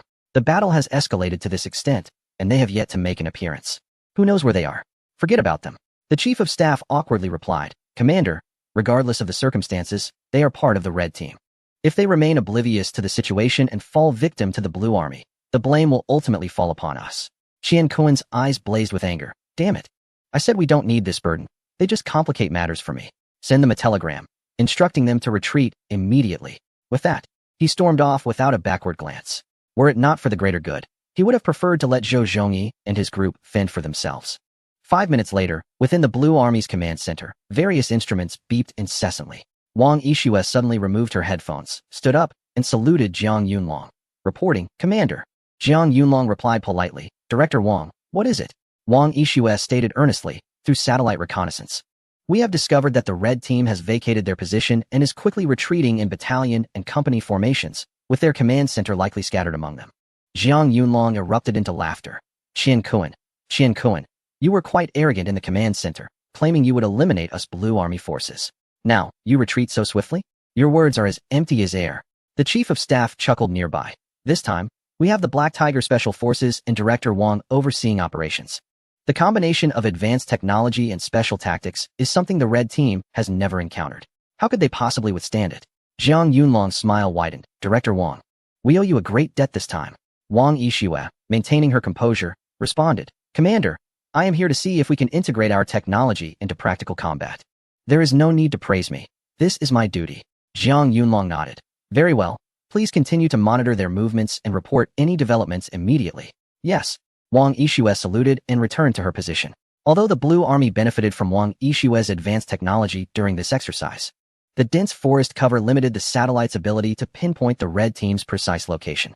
The helicopters were unable to discern the situation below due to the foliage. Therefore, it was essential to dispatch special forces to follow closely and confirm their coordinates. This would serve as a double assurance, maximizing the effectiveness of both special operations and high technology. The chief of staff inquired, Commander, shall we pursue the advantage? Jiang Yunlong replied with a cold smile, Certainly. A command was issued. The entire army was to advance forward and annihilate the Red forces in one fell swoop. Deep within the dense underbrush of the jungle, Lin Hui cautiously peeked out, observing the hasty retreat of the majority of the Red troops in the distance. A flicker of surprise crossed his mind. Goodness. Are they retreating so soon? Are the Red forces truly that weak? A group of individuals behind him could hardly contain their derision. Uffed. They barely held on for a moment before retreating? These fellows are even less formidable than we are. They spoke so grandly before the exercise. And now they've been slapped in the face. Zhou Zhongyi wore a smug expression, wishing he could locate the Red Commander for a stern lesson. At least we held our ground for 3 days. You lot couldn't even manage a single day on your position. What a disgrace, truly a disgrace. Just then, a communications soldier rushed over to report, Commander, the general has sent a telegram. Let me see. Zhou Zhongyi reached out to take it. Suddenly, with a swift motion, Lin Hui snatched it first. Zhou Zhongyi's lips twitched. Damn it, I forgot this kid is the commander. Lin Hui quickly read the telegram, folded it, and tossed it back to the communications soldier. Zhou Zhongyi hurriedly leaned in to inquire what the general had said. Lin Hui rolled his eyes. He just spouted nonsense. Don't mind it. Zhou Zhongyi was taken aback. What does that mean? The others looked equally perplexed and quickly surrounded them. What did he say? Even if it was nonsense, surely there must be some substance? Lin Hui glanced at Zhou Zhongyi. He told you to run away with him. Are you going? Hell no. Zhou Zhongyi blurted out instinctively. Run away? That son of a gun would have to be crazy to be a deserter. Lin Hui shrugged. Well, isn't that settled then? Follow my lead. Prepare for action. Laughter erupted among the group, their eyes brimming with excitement. The moment to showcase their skills had finally arrived. A cold smile creased Lin Hui's lips. This time, let us show them what true combat looks like. Let the blue forces understand that this place is not one they can freely enter and exit at will. Chapter 98. Lin's father was bewildered. What on earth is this kid up to? Inside the director's office, the room was filled with people. The exercise had attracted numerous key personnel from various units for observation and learning. Chief Director Chun Guangming stood before the large screen, his brow slightly furrowed, lost in thought. What is the situation? Chun Guangming turned to see Lin Guangyao approaching. Being old acquaintances, he felt no need for formality. Old Lin, you arrived just in time. Lin Guangyao glanced at the screen, curious. What is going on? Old Chun, how is the battlefield situation, and how is that brat performing? Chun Guangming hesitated, unsure how to respond. The battlefield situation is not looking optimistic. I fear you may be disappointed. On the first day of the exercise, the Red Forces' positions were relentlessly bombarded by the Blue Army, suffering severe losses. In order to conserve their strength, they have abandoned their positions and retreated into the forest. Lin Guangyao's brow furrowed slightly, though he had only just arrived and was not well acquainted with the battlefield dynamics. Chun Guangming's words had already led him to surmise the Red Forces' intentions. They were dispersing into the woods by battalion and company, likely preparing for alternating cover, intending to engage the Blue Army once more. Chun Guangming nodded affirmatively. Lin Guangyao sighed inwardly, acknowledging that while the proposed strategy was sound, it bore a certain outdatedness that was ill-suited for contemporary warfare. The Blue Army could easily deploy special forces to infiltrate, systematically eliminating the Red Army positions. Moreover, with the Red Army's forces so widely dispersed, the defenses at their command center would inevitably weaken, presenting an opportunity for the Blue Army to breach their lines. Yet, Lin Guangyao was not preoccupied with the situation of the Red Army. His sole concern was for Lin Hui. He inquired directly, what is the status of that rascal? I do not know, came the reply. Do not know? Lin Guangyao was taken aback. You are the director of the exercise. How can you not know? Chun Guangming appeared somewhat embarrassed. The regiment that Lin Hui belongs to vanished at the onset of the exercise and has yet to make an appearance. Lin Guangyao was incredulous. Over 1,000 men simply disappeared? Indeed, they are completely untraceable, Chun Guangming lamented. Old Lin, you must realize the precariousness of the Red Army situation. Once the Blue Army launches a full-scale assault, defeat is merely a matter of time. I fear your trip may be in vain. Lin Guangyao's expression darkened. He had endured 2 sleepless nights, meticulously addressing matters in advance, all to witness that rascal's performance. And yet, it appeared he had come for naught. What troubled him most was the whereabouts of the Tiger Regiment. In the midst of such turmoil, why had they not shown themselves? What mischief was Lin Hui up to? He sighed deeply, a flicker of anticipation in his eyes. Little Hui, I have gone to great lengths to secure this opportunity for you. Do not squander it. Deep within the jungle, in a narrow cave cluttered with various items, a weary Red Army officer stood with a grim expression. After retreating from their positions, the Red Army had relocated their command center here. Qian Kuan stood before a map, furrowing his brow. Suddenly, a subordinate rushed in to report. Report. He turned to inquire. What is it? The subordinate promptly began. Report. Each regiment has now dispersed in an inverted triangle formation throughout the forest at the battalion and company levels. All personnel have activated their radios to maintain communication, and they await your orders. Excellent. We are simply awaiting the Blue Army to deliver themselves to us. Qian Kuan exclaimed with fervor. You wish to seize my positions? Very well, I relinquish them to you. The others exchanged glances, visibly taken aback. You are not giving them away. They are clearly being taken from you. Qian Kuan regarded them with seriousness. Though we have lost our positions, our main force remains intact. The forest is our territory. The moment the Blue Army steps into the woods, their nightmares shall commence. I intend to ensure they cannot sleep, eat well, or even dare to relieve themselves in the woods. The Chief of Staff inquired, Commander, what shall we do next? Qian Kuan smiled slightly. We shall exploit our strengths against their weaknesses. Inform all units to reinforce their positions and await the Blue Army's advance. Yes, everyone nodded and swiftly relayed the orders. Qian Kuan clenched his fists, a fire of combativeness igniting in his eyes. In a positional battle, while the Blue Army may possess special forces and advanced technology, I shall not be outmatched. However, engaging in jungle warfare is the forte of our mountain division. Even the most formidable adversaries would find themselves kneeling before us. As time ticks away, the Red forces, leveraging their inherent advantages, swiftly establish fortified positions within the thicket. At one such outpost, a soldier rises, glancing behind, and then at the cleverly camouflaged machine gun nest beside him. A smug grin adorns his face. With our disguise, those clumsy blue soldiers won't know what hit them. As long as they don't get too close, they won't suspect a thing. Beside him, another soldier chuckles. Indeed, we, the Red forces, are the mountain division, masters of jungle combat. No one is more familiar with this terrain than we are. Should the Blue Army dare to approach, we shall ensure they return to their ranks without a single soul. The air brims with confidence as they await the Blue forces' ill-fated advance. Simultaneously, near the command center, a special forces operator, his face painted with camouflage and eyes sharp as a hawk's, peeks out from the underbrush. He raises a clenched fist, and the dozen men behind him come to an immediate halt. The leader of the squad smirks. This must be the Red Command Center? The others pull out their binoculars. Wow, the guards are quite numerous, and their defenses seem far more stringent than last time. The leader licks his lips. This confirms we are in the right place. It is indeed fortuitous that we stumbled upon them so effortlessly. With their forces divided, if we can neutralize the Red Command Center, they will be rendered headless. The group beams with self-satisfaction. Once the command center falls, chaos will undoubtedly ensue among the Red forces. At this moment, the Blue Army prepares to launch a full-scale assault. What will the Red forces use to defend themselves? One special forces operator sighs. Alas, it seems this exercise will conclude shortly. It has been rather dull. The leader of the special forces smirks coldly. Let us be swift. Nightfall approaches. Once darkness descends, we shall act immediately. For now, let us withdraw to avoid detection. Understood. The team retreats rapidly, dispersing into the forest to conceal themselves. One special forces operator, scanning the area, rises from the ground and hastily hides behind a tree. However, as he leans against the trunk, he immediately senses something amiss. Why does this tree feel so soft? Instinctively, he pokes it with his hand. To his astonishment, the tree seems to recoil slightly. Believing he is hallucinating, he grasps the object, only to find himself incredulously staring at an unexpected sight. What on earth is this?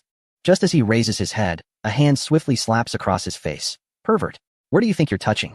Startled, the Special Forces operator leaps up, exclaiming, Good heavens! The tree has come alive. Nearby, the others are equally startled. What s with your loud outcry? This operator, backing away in a frenzy, points at the tree in terror. A monster! There's a monster! You fool! The others follow his gaze, nearly choking in disbelief. What in the world is this? A naked lunatic. Chapter 99. The codename Eagle is rather unappealing. It would have been better to call it Little Butterfly. Come out. The leader of the Special Forces bellows, and the others aim their weapons at the tree. Chun Era tosses aside a branch, grinning as he raises his hands. Why shout so loudly? I'm not deaf. All eyes widen in astonishment. They had anticipated someone hiding within the tree, but to their shock, it is simply a person. The man was entirely enveloped in mud, resembling the wrinkled bark of an ancient tree, indistinguishable from the foliage surrounding him. A wave of anger and frustration swept through the onlookers. Special forces are renowned for their skills in camouflage, yet they had failed to detect him despite being so close. It was utterly humiliating. The lieutenant in charge bellowed in fury. What kind of perversion is this? Why are you not wearing any clothes? Chun Era chuckled and replied. Huigu said that donning clothing would negate the essence of camouflage. True camouflage requires one to meld seamlessly with nature. That is the pinnacle of mastery. To hell with your twisted logic. The lieutenant's eyes burned with indignation. Which unit do you belong to, and what are you doing here? Chun Eru candidly answered. I am a soldier from the Red Tiger Regiment, and I cannot divulge more. Upon hearing the name Tiger Regiment, the Blue Army's special forces seethed with rage. It was this very group that had caused them to face reprimands and penalties during the last exercise. After returning, their commander was mercilessly chastised, and every participant was subjected to additional punishment and training, rendering their days unbearable. The lieutenant glared at him menacingly. What a coincidence. Speak, where is your regiment? Take me there. Chen Era shook his head. I cannot lead you. The others glared at him with disbelief. Are you really trying to resist? Chen Eru hastily waved his hands. No, not at all. I fear that upon seeing them, you would be terrified. To hell with you. The lieutenant cursed vehemently. I have never known the meaning of that phrase since birth. I shall grant you one last chance. Otherwise, don't blame us for being inhospitable. Chen Eru sighed. Very well. Then I am left with no choice. No sooner had he finished speaking than the lieutenant sensed something amiss. He abruptly turned, only to see shadows descending from the sky. To his horror, a multitude of figures landed upon him, nearly crushing his bones. An ambush. The special forces roared in unison, ready to charge forth to rescue him. Suddenly, countless hands erupted from the ground. The special forces were paralyzed with fear, reminiscent of a horror film. In the next instant, they found themselves tripped and thrown to the ground. Then, a group of burly men sprang forth from the earth, lunging towards them. In the blink of an eye, the Blue Army's special forces were overwhelmed by these giants. I can barely breathe. What is pressing against me? Get it off. One seasoned soldier, atop the heap, chuckled. We're all men here. What's there to fear? Besides, you are still wearing pants, while I have none, and the one behind me is even more formidable. The Blue Army's special forces felt utterly defeated, akin to flowers on the verge of destruction. So this is what special forces are like. Hardly impressive. As they raised their heads, Lin Hui emerged from behind the bushes, accompanied by the smug Zhou Zhongyi. Zhou, with his hands clasped behind his back, could not help but shake his head. Pathetic, truly pathetic. What a bunch of so-called special forces, easily subdued by us. The Blue Army's special forces were infuriated, their gazes filled with venomous disdain. Zhou approached the lieutenant who had mocked him previously, crouched down, and patted his face. You were the one who severed our command during the last exercise, weren't you? The lieutenant was startled by the glinting bayonet swaying before him, desperately turning his head to evade it. Keep your distance, you perverted scoundrel, he exclaimed. With a swift motion, Zhang Jiantao delivered a resounding slap, retorting. How dare you address our commander in such a manner, you defeated foe? Commander? The Special Forces soldiers of the Blue Army were taken aback. They had encountered numerous commanders before, but none bore such an appearance. The lieutenant scrutinized him, a mocking smirk on his lips. You? A commander? Zhou Zhongyi struck back. How dare you look down upon me? Though I am older, my prowess remains undiminished. Enough of this idle chatter. Seize them all. In no time, a group of Special Forces soldiers found themselves bound with their hands behind their backs, kneeling on the ground. Zhou Zhongyi paced back and forth, a cold sneer on his face. So, you fancy yourselves as an elite force? Show me what you've got. One soldier spat defiantly. You're cheating. Disguised like this. Hiding underground. Who could have anticipated it? Lin Hui approached with a smile. Comrade, your assertion is misplaced. This is the pinnacle of camouflage. Even your special forces failed to discern it. You have no grounds for complaint. The Blue Army soldiers were rendered speechless. Who could fathom that an entire regiment lay in ambush in such a confined space? The lieutenant seethed with anger. In such a small area, they were packed so closely together, yet they had failed to perceive the slightest flaw. Their counter-surveillance techniques had evidently gone astray. The thought that they might have been resting atop their enemies sent a chilling wave through everyone. Thankfully, they were all dressed. Otherwise, their honor would have been at stake. The captives are yours, Zhou Zhongyi said, glancing at Lin Hui.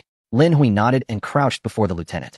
Now, tell me where your Blue Army command post is and the locations of your comrades. The lieutenant scoffed. Are you still dreaming? You think you can extract information from a Special Forces soldier? I assure you, even if you kill me, I will not divulge anything. The others echoed loudly. Kill us. And we still won't talk. Lin Hui shrugged. I merely asked out of curiosity. I hold no expectations. Once I capture you, your comrades will inevitably come looking for you. The others seethed. Just so you know, you're all doomed this time. The outcome will be the same as last time. None of you will escape. Lin Hui smiled faintly. I would welcome their prompt arrival. It would give me the chance to thoroughly thrash them. Without further ado, he seized the radio from the lieutenant, addressing it boldly in front of everyone. Hello, hello, hello? Soon, a puzzled voice responded from the other end. Song Ying, what's going on? What happened? Song Ying? Lin Hui grimaced in distaste. What a dreadful code name. It sounds atrocious. Little Butterfly would be far more fitting. The lieutenant nearly spat blood in frustration. It's Song Ying. That Song from Sky and the Ying from Eagle. Wang Yong interjected with a slap. That sounds even worse. If Brother Hui says Little Butterfly, then you'll be Little Butterfly. The lieutenant felt tears welling up. Curse your little butterfly. You might as well just stab me. Lin Hui continued to boast into the walkie-talkie. We are the Red Tiger Corps, and we have captured 16 Special Forces soldiers. Just thought you should know. The expression on the other end turned instantly ashen. How could Special Forces be captured by mere regular troops? Lin Hui, growing impatient, added, Hey, don't just sit there in silence. I'm about to start torturing them, so hurry up and send someone over. We're in the grove west of Area 446. Oh, and bring your captain. Our commander wishes to personally slap him. Nearby, Zhou Zhongyi immediately gave a thumbs up. Well said. The opposing team trembled with rage, bellowing, "You scoundrel." But before they could finish, Lin Hui abruptly cut off the call. "Ha! I want to give you the chance to insult me." Zhou Zhongyi raised another thumb. Well done. The Blue Army's special forces were seething with anger. They had never encountered such despicable behavior in all their lives. The lieutenant cursed vehemently, "A bunch of bastards. Resorting to such underhanded tactics against us. You are utterly unworthy of wearing a uniform." Zhou Zhongyi chuckled and boastfully waved an arm. "Sorry, we're not even wearing any." "Huh, isn't that infuriating?" Lin Hui waved his hand dismissively. "All right, enough talking. Let us tie them up." The others nodded and quickly fetched ropes, preparing to bind the special forces to a tree. Before long, the lieutenant was wrapped up tightly by Wang Yong and Chen Eru, resembling a rice dumpling. Wang Yong clapped his hands and looked at him with pride. "How's that for our tying skills?" The lieutenant looked down, his face flushed with anger. The ropes were twisted around him like the patterns on a tortoise shell, exposing all his sensitive areas. He erupted in fury. "Have you all watched too many low-budget films? Who taught you to tie like this?" The two looked at each other in confusion. "What do you mean by low-budget films?" Lin Hui strolled over, ready to enlighten them. "It's about individuals living quite well, producing romantic action films." The two exclaimed in realization. "Oh, is that what it means?" Lin Hui shook his head at the lieutenant. "Comrade, look at yourself. You're a special forces soldier, yet you still indulge in such content? No wonder you're weak and got captured by us." The lieutenant shouted angrily. "I've never watched them." Lin Hui rolled his eyes. "What are you pretending for? How would you know if you haven't watched?" The lieutenant trembled with rage. He had indeed seen them, but always with a critical eye. Lin Hui scrutinized him, raising an eyebrow. "Not bad physique. You too. Go tie up the others like this." "Sure thing." Wang Yong and Chen Eru grinned mischievously and hurried off to assist with the others. Upon witnessing their captain bound in such a humiliating fashion, the others were terrified, tears streaming down their faces. "Just kill me. I'd rather die than be tied up like this. It's too shameful." Wang Yong approached with a smile. "That one do. Treating prisoners well is always our army's policy." Chen Eru nodded. "Exactly. You can't just keep dying. You still have to defend your homeland and protect the people." A group of them, feeling utterly despondent, thought to themselves that even if they wished to resist, they were powerless. "Shouldn't we be getting ready to retreat?" Having busied themselves for quite some time, Zhou Zhongyi suggested. Yet Lin Hui shook his head in disagreement. "How can we proceed? They are still alive. What shall we do then?" Lin Hui replied mysteriously. "Did not the commander often remark that we are mere burdens, only dragging him down? Let us present him with a grand gift." Zhou Zhongyi chuckled knowingly, immediately grasping the implication. "You truly are perceptive." Chapter 100. Using the commander as bait. Such depravity requires your insight. Suddenly, a series of explosive sounds echoed through the forest. Qian Kuan, alarmed, rushed out of the cave with his men. "What is happening?" He quickly instructed one of his subordinates. "Hurry, go investigate the situation." "Yes." Observing his subordinate darting away, the expressions of the others were filled with worry. "We must have been exposed. Should we retreat?" "That seems unlikely. It does not appear to be an attack. Our position is so concealed that the Blue Army could hardly locate us. The Blue Army has special forces. This explosion is likely a signal preceding their offensive." Before long, the previously dispatched subordinate returned at a swift pace, reporting. Qian Kuan immediately inquired, "Did the Blue Army launch an attack?" The subordinate's expression was peculiar as he stammered. "Commander, it is not the Blue Army. The situation is rather complex. Perhaps you should see for yourself?" Qian Kuan, filled with suspicion, noted the odd looks from those around him. However, as long as it was not the Blue Army, there was little to fear. In a short while, the group arrived in the forest. As they walked, they suddenly froze, their eyes nearly bulging in disbelief.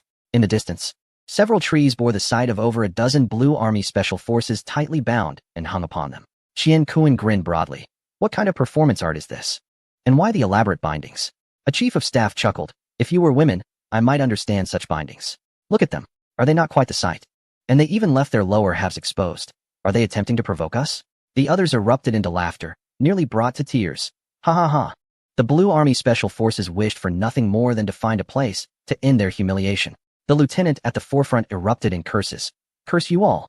I have seen some unscrupulous acts, but never anything quite like this." The other special forces joined in the tirade. "Bring out those scoundrels from the Tiger Brigade. I will face them alone and make them pay." The laughter abruptly ceased, and Qian Kuan stood in shock. "The Tiger Brigade? What does this have to do with them?" The lieutenant, in a fit of hysteria, shouted, "Stop the charade. It was indeed them who bound us here. Such despicable scoundrels, running about bare. I have never witnessed such a disgraceful display. Ugh, Disgusting. The Red Army personnel were left in astonishment. Is this truly the work of the Tiger Brigade? Are these ruffians so formidable that they can overpower even special forces? Wait, they are running about bare? Noting the fury radiating from this group, Qian Kuan realized they were not lying. A frown creased his brow. The Tiger Brigade has been absent for so long, now resurfacing nearby to capture Blue Army special forces and bind them in such a manner. What could they possibly be planning? The Chief of Staff pondered for a moment and remarked, "Sir, I believe they might be intending to present you with a gift." Qian Kuan was momentarily taken aback before bursting into hearty laughter, exclaiming, "There is indeed that possibility. I always said this regiment has potential." They captured over a dozen special forces operatives in one fell swoop. How satisfying, truly gratifying. The others in the Red faction rolled their eyes, who had previously deemed them a burden, suggesting they should be cast aside. Such a swift change of heart. Qian Kuan gazed at the grand gift before him, feeling a swell of joy. Since the exercise commenced, this was the sole occurrence that had brought him delight. He had heard whispers of the Tiger Regiment decimating the Blue Army's command center and eliminating their commander. Initially, he had thought it mere bravado, but it now appeared to be true. A sly smile crept onto Qian Kuan's face. It seemed he had indeed underestimated them, and their disappearance might be part of a grand plan. He approached the lieutenant with a predatory gaze, demanding, "Tell me, where did the members of the Tiger Regiment go?" The lieutenant spat. "You ask me where your people are? I want to know as well. Those scoundrels escaped my grasp." Qian Kuan smiled faintly, realizing little could be extracted from him. "Eliminate them all," he commanded. "Yes, sir." The sharp sounds of gunfire echoed. The captured Blue Army Special Forces finally found liberation. They had long wished for death, yet found themselves bound and unable to attain it. Qian Kuan turned to his subordinates, speaking gravely. "The location of the division has been compromised. We must relocate immediately." "Understood." They nodded in unison and turned to depart. Just as Qian Kuan was about to leave, a regimental commander approached him, saying, "Sir, if this was indeed the work of the Tiger Regiment, it signifies their true capabilities. Should we not issue an order to summon them back? With them on our side?" Qian Kuan waved his hand dismissively. "No need for that." The commander stood astonished and replied earnestly, "They are part of the Red faction. If they possess such abilities, they ought to contribute to our cause." Qian Kuan shook his head with a wry smile. "Let it be. If they wished to return, they would have sought me out long ago. It is my fault for having spoken too harshly before. Their ability to capture individuals here indicates they possess their own methods. In the heat of battle, certain matters become inconsequential. As long as we can triumph over the Blue Army, that is all that matters." The commander suddenly comprehended, realizing that winning was indeed the priority over all else. Qian Kuan beamed with anticipation. "I hope they create as much chaos as possible. This will afford us even more opportunities." Meanwhile, as the Red faction command swiftly relocated, two dark heads cautiously emerged from a nearby thicket, resembling the mischievous black bears known for their thievery. After observing for a time, they retreated. Chun Era chuckled. "They have begun to move." Wang Yong raised his chin confidently. "It seems they are not foolish. They quickly grasped our intentions. Let us return and report to Brother Hui." The two swiftly retraced their steps, arriving before Lin Hui to relay, "Brother Hui, the division has already relocated." Lin Hui nodded. "Good." In a moment, everyone followed behind, maintaining a safe distance, not too close, yet not too far. Zhou Jingyi wore a puzzled expression. "Aren't we acting independently? Why are we trailing them?" Beside him, Suda curiously inquired. "The red team is currently acting as a live target. Isn't it perilous for us to follow them?" The others turned to Lin Hui, their expressions filled with confusion. Lin Hui smiled faintly. "Indeed, following them poses a risk, yet the most perilous locations often yield the greatest safety. Moreover, by remaining close to them, the Blue Army's attention will remain fixated on their movements, allowing us to seize the opportunity." The crowd immediately broke into mischievous smiles, realizing this was a tactic to use the command headquarters as bait. Wang Yong expressed his admiration. "Brother Hui, your cunning is truly unmatched." Chun Eru nodded in agreement. "If I were the commander of the red team and learned of your deviousness, I would certainly have you executed for half an hour." Suda glanced at him. "This strategy is indeed rather underhanded." Lin Hui retorted lightly. "This is merely employing strategy wisely. Our actions are ultimately aimed at defeating the Blue Army. Even if the commander were to find out, he would surely comprehend my intentions, as I prioritize the greater good." The others exchanged glances, their lips twitching. "You do indeed prioritize the greater good." The commander remains blissfully unaware. Should he discover this, he would likely break both your legs. What was presumed to be a mere gift has turned into an unexpected bait. Truly, attempting to gain a trivial advantage may lead to significant losses. It was inevitable that the Blue Army Special Forces would hold the red team accountable, possibly retaliating fiercely. Lin Hui waved his hand dismissively. "Enough of these trivial details. The Blue Army's heavy weaponry cannot penetrate the forest. Should they wish to engage the Red Team, they can only deploy small units for surprise attacks. As long as they dare to approach, with over 1,000 of US united, we could scare them to death. Besides, we are armed. Do you believe the Blue Army stands a chance against us? The crowd nodded, finding his reasoning sound. With so many of them present, even the locals could be intimidated. The Blue Army would surely struggle. Zhou Zhongyi also nodded in agreement. In the past, he would have disregarded such a ludicrous tactic entirely. However, under these circumstances, it proved quite effective. The recent batch of special forces had easily subdued 2 entire companies dispatched by the Red Team. Moreover, Lin Hui was not only cunning but also unpredictable. The more he operated in this manner, the less the Blue Army could anticipate their strategies, increasing the variables in this exercise.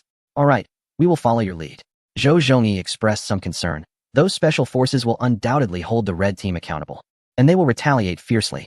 Should we consider a counter-strategy? Otherwise, the commander may truly be in danger. Do not worry, I have already devised a counter-strategy. Lin Hui turned, smiling at the group. Upon seeing the mischievous glint in Lin Hui's eyes, everyone felt a chill run down their spines and instinctively stepped back, exclaiming, "What are you planning?" At the Blue Army command post, in the Special Operations Command Room, smack! Captain Li Meng slammed his palm on the table, furious. How could a dozen of you be captured, and by ordinary troops at that? Have you no shame? His subordinates looked aggrieved. No one anticipated their cunning. I do not wish to hear your excuses. Li Meng glared at them. A dozen special forces defeated by a group of ordinary soldiers is utterly disgraceful. Which unit of the Red faction captured them? A special forces soldier remarked. It was our old adversary, the Tiger Brigade.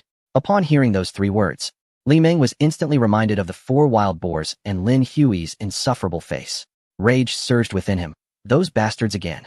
Last time they got lucky and managed to raid our Blue Army headquarters, resulting in a stalemate. And now they're back? Truly, the road of rivals is narrow. The others below exchanged silent glances, understanding the irony. Indeed, the previous encounter had seen one of their soldiers bound and hung from a tree. This time, an entire squad had been captured. Li Meng, seething with anger, ordered, "Relay my command. Abandon the pursuit of the Red Command Post. This group is courting death by provoking our limits. We must eliminate them first. We shall settle both old scores and new." Understood. The crowd responded coldly, nodding. Captain, it seems they possess certain skills. In this vast jungle, capturing them will not be easy. Li Meng smirked coldly. Fear not, I have my methods. Chapter 101. Surrender is impossible. It shall never happen. Report. Blue Army Commander Jiang Yunlong lifted his head to see Li Meng approaching, immediately breaking into a smile.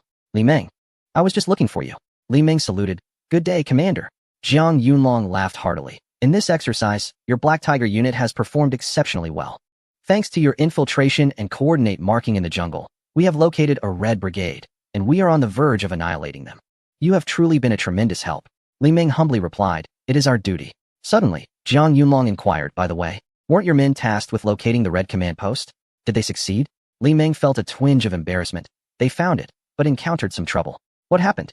The commander pressed. Do you recall that brigade from last time? Which brigade? Li Meng whispered, the Tiger Brigade. Jiang Yunlong slammed his hand on the table, standing in anger. How could he ever forget that brigade? During the last exercise, victory had been within their grasp, only to be thwarted by a few of the Tiger Brigade scouts who raided the command post, resulting in a draw. Afterward, he had spent several sleepless nights seething with frustration. Li Meng continued, their forces are nearby. Jiang Yunlong fumed. I knew they would come, but I could never pinpoint their location. Those bastards. This time I will eliminate every last one of them. Leaving even a single survivor is a disaster. He turned to Li Meng, report their position, and initiate a bombardment. My men will move in to destroy them. The Red faction is not the real threat. They are. Li Meng sighed. Commander, their movements are erratic and cunning. Even my men fell victim to an ambush, leaving over 10 casualties. Jiang Yunlong was incredulous. Your men are so formidable, yet they suffered such losses? He was well aware of Black Tiger's capabilities. Although they had lost a few previously during assaults on Red positions, those had been due to sheer numbers and unfortunate circumstances. Now, to hear of over 10 being wiped out was hard for him to fathom. Indeed, Li Meng's face was a mask of fury. These individuals are exceedingly cunning and full of tricks. I came here hoping to seek assistance from the Intelligence Operations Unit to ascertain their whereabouts. Jiang Yunlong slammed his palm on the table, declaring, I have always said that these individuals are a calamity. Keeping them around is akin to harboring a bomb. Comrade Wang Yishue, please come here. Wang Yishue approached and saluted. Chief, what are your instructions? Jiang Yunlong gestured towards Li Meng, saying, This is Director Wang from the Military Information Office. You may discuss the matter with her. Li Ming returned the salute and recounted the situation. Wang Yixue nodded. No problem. As long as you provide me with a rough location, I will be able to locate them. Li Ming, filled with excitement, quickly provided the approximate coordinates. Wang Yixue immediately returned to her seat, working diligently on her equipment. After a considerable time, she turned her head. Li Ming, filled with anticipation, inquired, have you found them? Wang Yixue shook her head, her expression peculiar. I can locate all the Red Force personnel, but this regiment you mentioned is utterly absent. Li Ming was taken aback. How can this be possible? Wang Yixue shrugged. My advanced technology does not lie. As long as they are alive and emitting heat, they cannot escape my tracking. Look, these red dots represent the positions of the Red Force soldiers. Li Ming glanced at the screen and indeed saw numerous scattered red dots. Some areas were densely packed, while others were sparse, mirroring the current deployment of the Red Force. Yet, conspicuously absent was any trace of the Tiger Regiment. Li Ming furrowed his brow. Strange. Could they have vanished into thin air? Jiang Yunlong pondered for a moment before replying. Could we have been deceived? Perhaps a previous unit of the Red Force was covered by our artillery, and they reported false casualty numbers, allowing the Tiger Regiment to blend in and confuse us? Li Ming smacked his forehead. That is a possibility. These scoundrels are notorious for their unorthodox tactics. They are capable of such deceit. Jiang Yunlong snorted coldly. I do not care how many there are. As long as one remains, they must be completely eradicated. We must cut the roots of this problem, and you shall be responsible for it. Understood. The Red Force, under our relentless assault, had lost its momentum and could be easily annihilated. Yet the Tiger Regiment posed a significant challenge that must be thoroughly resolved. Li Ming nodded resolutely. Rest assured, they will not escape. He turned to Wang Yixue. Director Wang, I now suspect that this group may have infiltrated the Red Force's headquarters. Assist me in identifying their evacuation route. If they are inside, I will eliminate them simultaneously. Wang Yixue nodded and swiftly operated her equipment. She then pointed to a location on the screen. They should be moving in this direction. Li Ming glanced at the coordinates and noted them down. All right, thank you. With that, he turned to leave. Jiang Yunlong clenched his fists, seething. Last time, I allowed you to prevail. This time, I will not grant you another opportunity. Once the exercise concludes, I will personally confront that little rascal and see how he dares to act so arrogantly again. Nearby, Wang Yixue let out a faint sigh. The exercise was soon to conclude, and it appeared that the Red Force had little hope left. She felt a sense of helplessness. Lin Hui, no matter how capable you are but one person. Ultimately, you have changed nothing. Outside the Blue Army Special Operations Command, Li Ming swiftly assembled 3 squads, leaving 2 behind as sentinels. He coldly surveyed the group. Last time during the drill, they slipped through our fingers, a disgrace to us. This time, we shall afford them no chances. The Tiger Regiment must be annihilated without exception. The crowd roared in unison. Not a single one shall escape. Let's go. With a wave of his hand, Li Ming led everyone aboard the helicopters, ascending rapidly into the sky. Deep within the jungle, over 20 soldiers from the Tiger Regiment looked at Lin Hui, feeling utterly frustrated. Lin Hui, in a rather irritable tone, remarked, "What are you all fussing about? I sent you to lure the enemy, not to march to your demise." The soldiers protested. Isn't that essentially the same? Lin Hui shot back. Nonsense. If you can draw them in, you shall have achieved a great feat. Such an opportunity is rare. They would be eager for it. The soldiers, with pitiful expressions, countered. But what if we get caught? They would surely beat us mercilessly. Lin Hui, with utmost seriousness, declared, what is there to fear? Even in death, you would bring glory to the regiment, dying for a noble cause. The commander will etch your names on the martyr's wall for posterity to revere. Zhou Zhongyi nodded in agreement. Indeed, I shall prepare a banner for each of you. The soldiers were left speechless. What use would a banner be if they were all dead? Who were they trying to fool? Lin Hui clasped their shoulders, smiling. Fear not. You are all like brothers to me. I would never betray you, should they act unscrupulously. Simply surrender and defect. The soldiers widened their eyes in disbelief, standing tall. What are you saying? We would never betray. Zhang Jiantao, brimming with bravado, proclaimed. We would rather die standing than kneel. The soldiers of the Tiger Regiment possessed the greatest resolve. Surrender is out of the question, now and forever. Yes, others chimed in, nodding vigorously. Lin Hui's expression twitched. Such resolve was laughable, considering they had just been trembling in fear. He said sternly, no, you must defect. It is a part of the plan. The soldiers were perplexed, their earnest expressions betraying their nature as anything but traitors. Why must they be cast as the villains?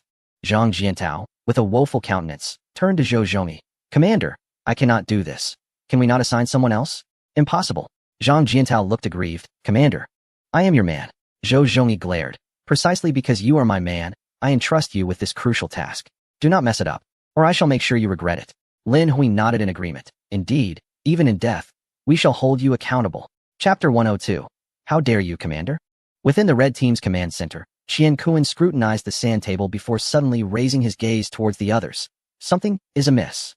Several advisors immediately gathered anxiously. What is it? Have we exposed our position again? Qian Kuan shook his head. I mean, the last time the Tiger Regiment sent us gifts, something feels off.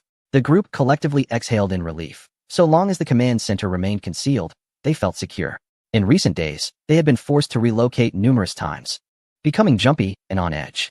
A chief of staff chuckled and remarked, Sir, the Tiger Regiment's actions are merely an attempt to demonstrate their prowess and to make a good impression. There is nothing amiss. Qian Kuan furrowed his brow and replied, Do you not find this occurrence rather fortuitous? How is it that those special forces of the Blue Army infiltrated our vicinity without our detection? How did they become aware? Upon hearing this, everyone immediately fell into deep contemplation. Indeed, how could it be so coincidental? Could it be that the members of the Tiger Regiment have been lurking near the headquarters all along? The deputy commander suddenly realized, goodness. Could it be that the Tiger Regiment intends to use us as bait to eliminate the Blue Army? Qian Kuan's expression darkened. Aside from this explanation, I can find no other rationale. An uproar ensued, with everyone expressing their indignation. Those scoundrels are utterly unscrupulous. Could there be some misunderstanding? Nonsense. Those rascals are capable of any foul deed. A brigade commander, eyes blazing with fury, exclaimed, Now I understand why they suddenly presented us with such a gift. They wish to incite the Blue Army's wrath against us. We must quickly send someone to confront them. The entire Tiger Regiment deserves severe punishment. Indeed, just as a subordinate prepared to leave, he was halted. Come back. This matter shall not be settled so easily. All eyes turned anxiously towards Qian Kuan. Commander, how can we let this go? They have placed us in a precarious position, and the Blue Army will surely retaliate fiercely. Qian Kuan slammed his palm on the table. I said it's settled. Do you not comprehend? Everyone was taken aback, falling silent. Qian Kuan took a deep breath and, with resignation, stated, Regardless of whether the Tiger Regiment has betrayed us, the Blue Army will not spare us. Since the beginning of the exercise, we have suffered nearly half our losses, and our command has been forced to relocate countless times. Is that not disgrace enough? He added, had it not been for their assistance in eliminating those special forces, we would be sipping tea at the directing office by now. A chief of staff retorted, albeit begrudgingly, While your point is valid, we cannot be used as bait. Qian Kuan, wearing a wry smile, replied, Who wishes to be a mere bait? But what other choice do we have? In this battle, our only hope lies with those individuals. Their ability to capture Blue Army Special Forces indicates they indeed possess such capability. In truth, upon witnessing the unexpected gift in the forest, he had sensed something amiss. The Tiger Regiment, capable of dispatching their enemies before informing him, had intentionally assigned the task of eliminating those individuals to him, aiming to draw the ire of the Blue Army towards him. However, given the current circumstances, even if he knew it was a trap, he had no choice but to leap into it. The Red faction had exhausted its leverage. Qian Kuan could only gamble on the hope that Zhou Zhongyi and his men would prevail. Commander, Qian Kuan waved his hand, his expression grave. Enough with the chatter. As long as they can tackle the Blue Army and assist us in achieving victory, nothing else matters. The surrounding personnel wore expressions of deep frustration, feeling utterly constrained. They had been manipulated, resulting in bitter consequences that they must now swallow. Who on earth devised such a nefarious scheme? It's utterly despicable. Deep within the jungle, shadows darted swiftly, revealing bare figures. Zhou Zhongyi, panting, turned to Lin Hui and inquired, Where exactly are we headed? Zhang Jiantao, equally perplexed, added, We are moving further away from the Red Army's command post. Wasn't the plan to use them as bait against the Blue Army? Lin Hui, with utmost seriousness, replied, Upon reflection, we must not be too unscrupulous. After all, we are dealing with a commanding officer. The group collectively rolled their eyes. Haven't you already committed enough unscrupulous acts? Lin Hui chuckled and looked at them. If my instincts are correct, the Blue Army should now be abandoning the Red Army's headquarters and redirecting their focus towards us. Everyone's hearts sank in unison. Surely not? We've been so low profile. Why would they target us? Lin Hui replied nonchalantly. The Red Army no longer poses any threat to the Blue Army. Instead, we have become their greatest menace. Last time, they underestimated us, allowing us to infiltrate and eliminate their commander. This time, they will undoubtedly seek to eradicate us, harboring both new and old grievances. When 4 of us vanished before, it caused chaos within the Blue Army. Now that an entire regiment has disappeared, their commander wouldn't be able to rest easy until we are dealt with. Zhou Zhongyi, frowning, asked, What should we do now? Lin Hui, with a mischievous grin, said, Just follow me, and you shall see. The group, bewildered, soon followed Lin Hui to a marshy area. What appeared to be a swamp was, in reality, a quagmire covered with an abundance of leaves, resembling solid ground. However, one step onto it would lead to immediate entrapment. Zhou Zhongyi, intrigued, asked, "What are we doing here?" "You will find out shortly." Lin Hui chuckled, addressing the others, "Quickly, gather materials to set up traps." Zhang Jiantao and the others suddenly comprehended the plan. They were to act as decoys, luring the enemy into the traps. Truly, what a cunning scheme. Lin Hui clapped his hands and declared, "Stop dawdling. Time is of the essence. The Blue Army could arrive at any moment." The group, grinning mischievously, dispersed immediately. Some commenced cutting bamboo, while others began weaving vines. Having learned a great deal about trap setting from Lin Hui in the woods, they now worked with ease. Zhou Zhongyi observed with skepticism. The Blue Army was not composed of fools. Could they truly be so easily lured? However, seeing Lin Hui's confident demeanor, he refrained from voicing his doubts, for he recognized Lin Hui as the commander. As time passed, the group diligently completed their traps. An old soldier, wiping sweat from his brow, looked at their creation with satisfaction and said, "At last, it is finished." Lin Hui turned to him, and the soldier, clutching his stomach, sheepishly smiled, "Apologies, I'm a bit hungry." "All right, enough of this. After all our hard work, let us go eat." Lin Hui waved his hand, and everyone instantly sprang to their feet, excitedly rushing into the woods. Zhou Zhongyi, bewildered, looked at Lin Hui. "Eating? What are we having? I've been starving all day, and I didn't bring any food." Lin Hui chuckled, "Of course, we'll make do with what we have right here." Zhou Zhongyi's face turned pale at the thought. How to resolve this? Eat leaves? He glanced down at the leaves adorning his body, now spoiled. Could they still be consumed? Lin Hui admonished, "Comrade leader, I must say, your awareness is lacking. In the wilderness, any packaged food could betray our position and scent. If you wish to eat, seek sustenance within the forest." Zhou Zhongyi's face turned ashen. "How dare you lecture me? Furthermore, in this desolate forest, what could possibly be edible?" Before long, someone rushed back, clutching something with great enthusiasm. Zhou Zhongyi, intrigued, leaned in closer. To his astonishment, this individual had unearthed a small pit in the ground, creating a modest smokeless stove, seemingly roasting something. As he approached, his eyes nearly bulged in disbelief. The person had skewered 2 large caterpillars on a twig and was roasting them over the flames. Eagerly, he tossed them into his mouth. Splurt. Green juices almost splashed onto Zhou Zhongyi's face. "What the hell? Is this fit for human consumption?" he exclaimed. The others chuckled. "Leader, this delicacy is highly nutritious and even has aphrodisiac properties. You're feeling weak. Care for a taste? You can take that nonsense elsewhere. I'd rather starve than eat that repulsive thing." Zhou Zhongyi shuddered. "Even if I perish, I'd rather consume leaves than such vile fare." Yet, as soon as he uttered those words, his stomach audibly protested. Lin Hui approached with a smile. "Leader, if you neglect to eat, your body will not endure." Zhou Zhongyi rolled his eyes. "I refuse to believe that in this vast forest, I cannot find something decent to eat." With a wave of his hand, he turned and led the chief of staff and the others into the woods. Not long after, the chief of staff suddenly grew animated, pointing ahead. "Leader, look, fruits. So many fruit trees." Following the direction of his finger, Zhou Zhongyi indeed spotted a grove laden with bright red fruits. "Quickly, split up and gather the fruits." He charged towards a tree, while the others pursued their targets. Arriving at the base of the tree, Zhou Zhongyi wore a triumphant expression. "Have these fools gone blind? Fruits abound, yet they choose to eat insects. What madness!" Just as he prepared to climb, an old soldier hurried over. "Leader, those fruits are not edible." Zhou Zhongyi, halfway up the tree, turned back. "Why can't I eat them? Are they poisonous?" "Not exactly. They won't kill you, but they may cause stomach troubles." "Then why are you stopping me? Step aside. I'd rather starve." The old soldier, seeing he could not be dissuaded, shook his head in resignation and walked away. "Leader, it's your choice not to heed advice. Don't blame me later." As the old soldier departed, Zhou Zhongyi scoffed. "You haven't discovered them, yet you prevent me from eating? Clearly, you are envious. I shall partake." Within moments, he scaled the tree, plucked a fruit, and took a bite. Crisp, sweet. At that moment, a furry tail suddenly dangled down from above, landing right before him. Zhou Zhongyi paused, looking up to find a monkey intently staring at him.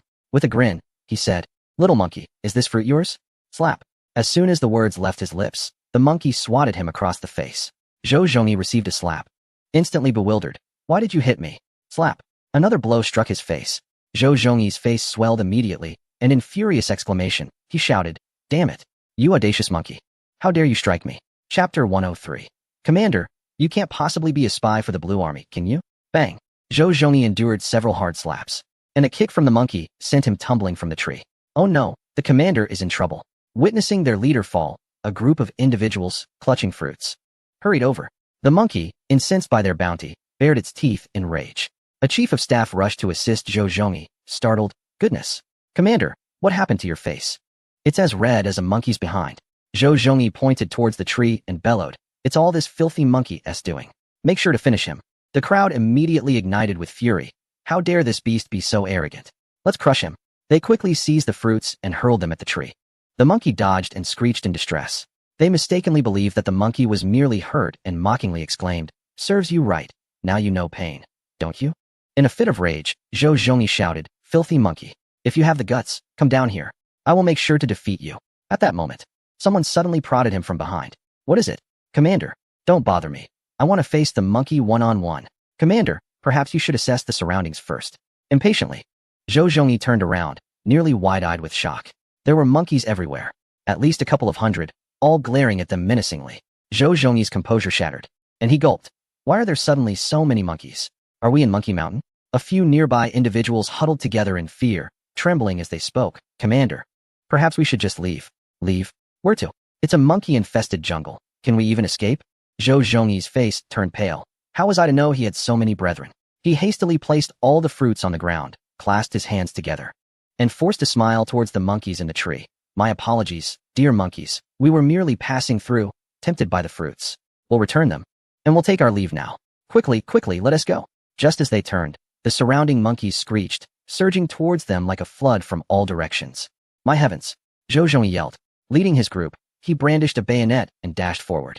The monkeys relentlessly pursued them, occasionally picking up stones from the ground to hurl at them. Bang! Bang! A group of individuals shielded their heads, tears streaming down from the pain. One chief of staff lamented, "Have monkeys become so uncouth? We only took a few fruits, and they are chasing us like this?" Zhou Zhongyi urged him along. "Stop with the nonsense, just run." They fled in a panic, desperately attempting to escape, with the monkeys hot on their heels. "Quickly, quickly," Zhou Zhongyi called out. Spotting figures ahead, that's our team. With more people, the monkeys will hesitate to pursue. As soon as the words were spoken, several individuals dashed out in a flurry, leaving him behind. Zhou Zhongyi's eyes widened in disbelief.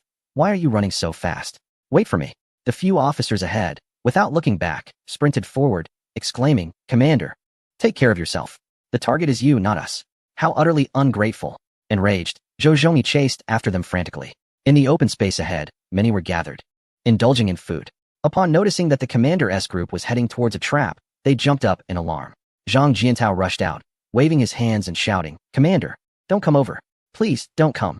Zhou Zhongyi and his companions, pursued by the monkey, stumbled and rolled, their heads occasionally struck, entirely oblivious to his warning. The next moment, the two officers ahead fell victim to the trap. In an instant, they were ensnared by ropes around their ankles and suspended in midair. "Help! Help!" Zhou Zhongyi, startled, slammed to a halt. How could I have forgotten about the trap?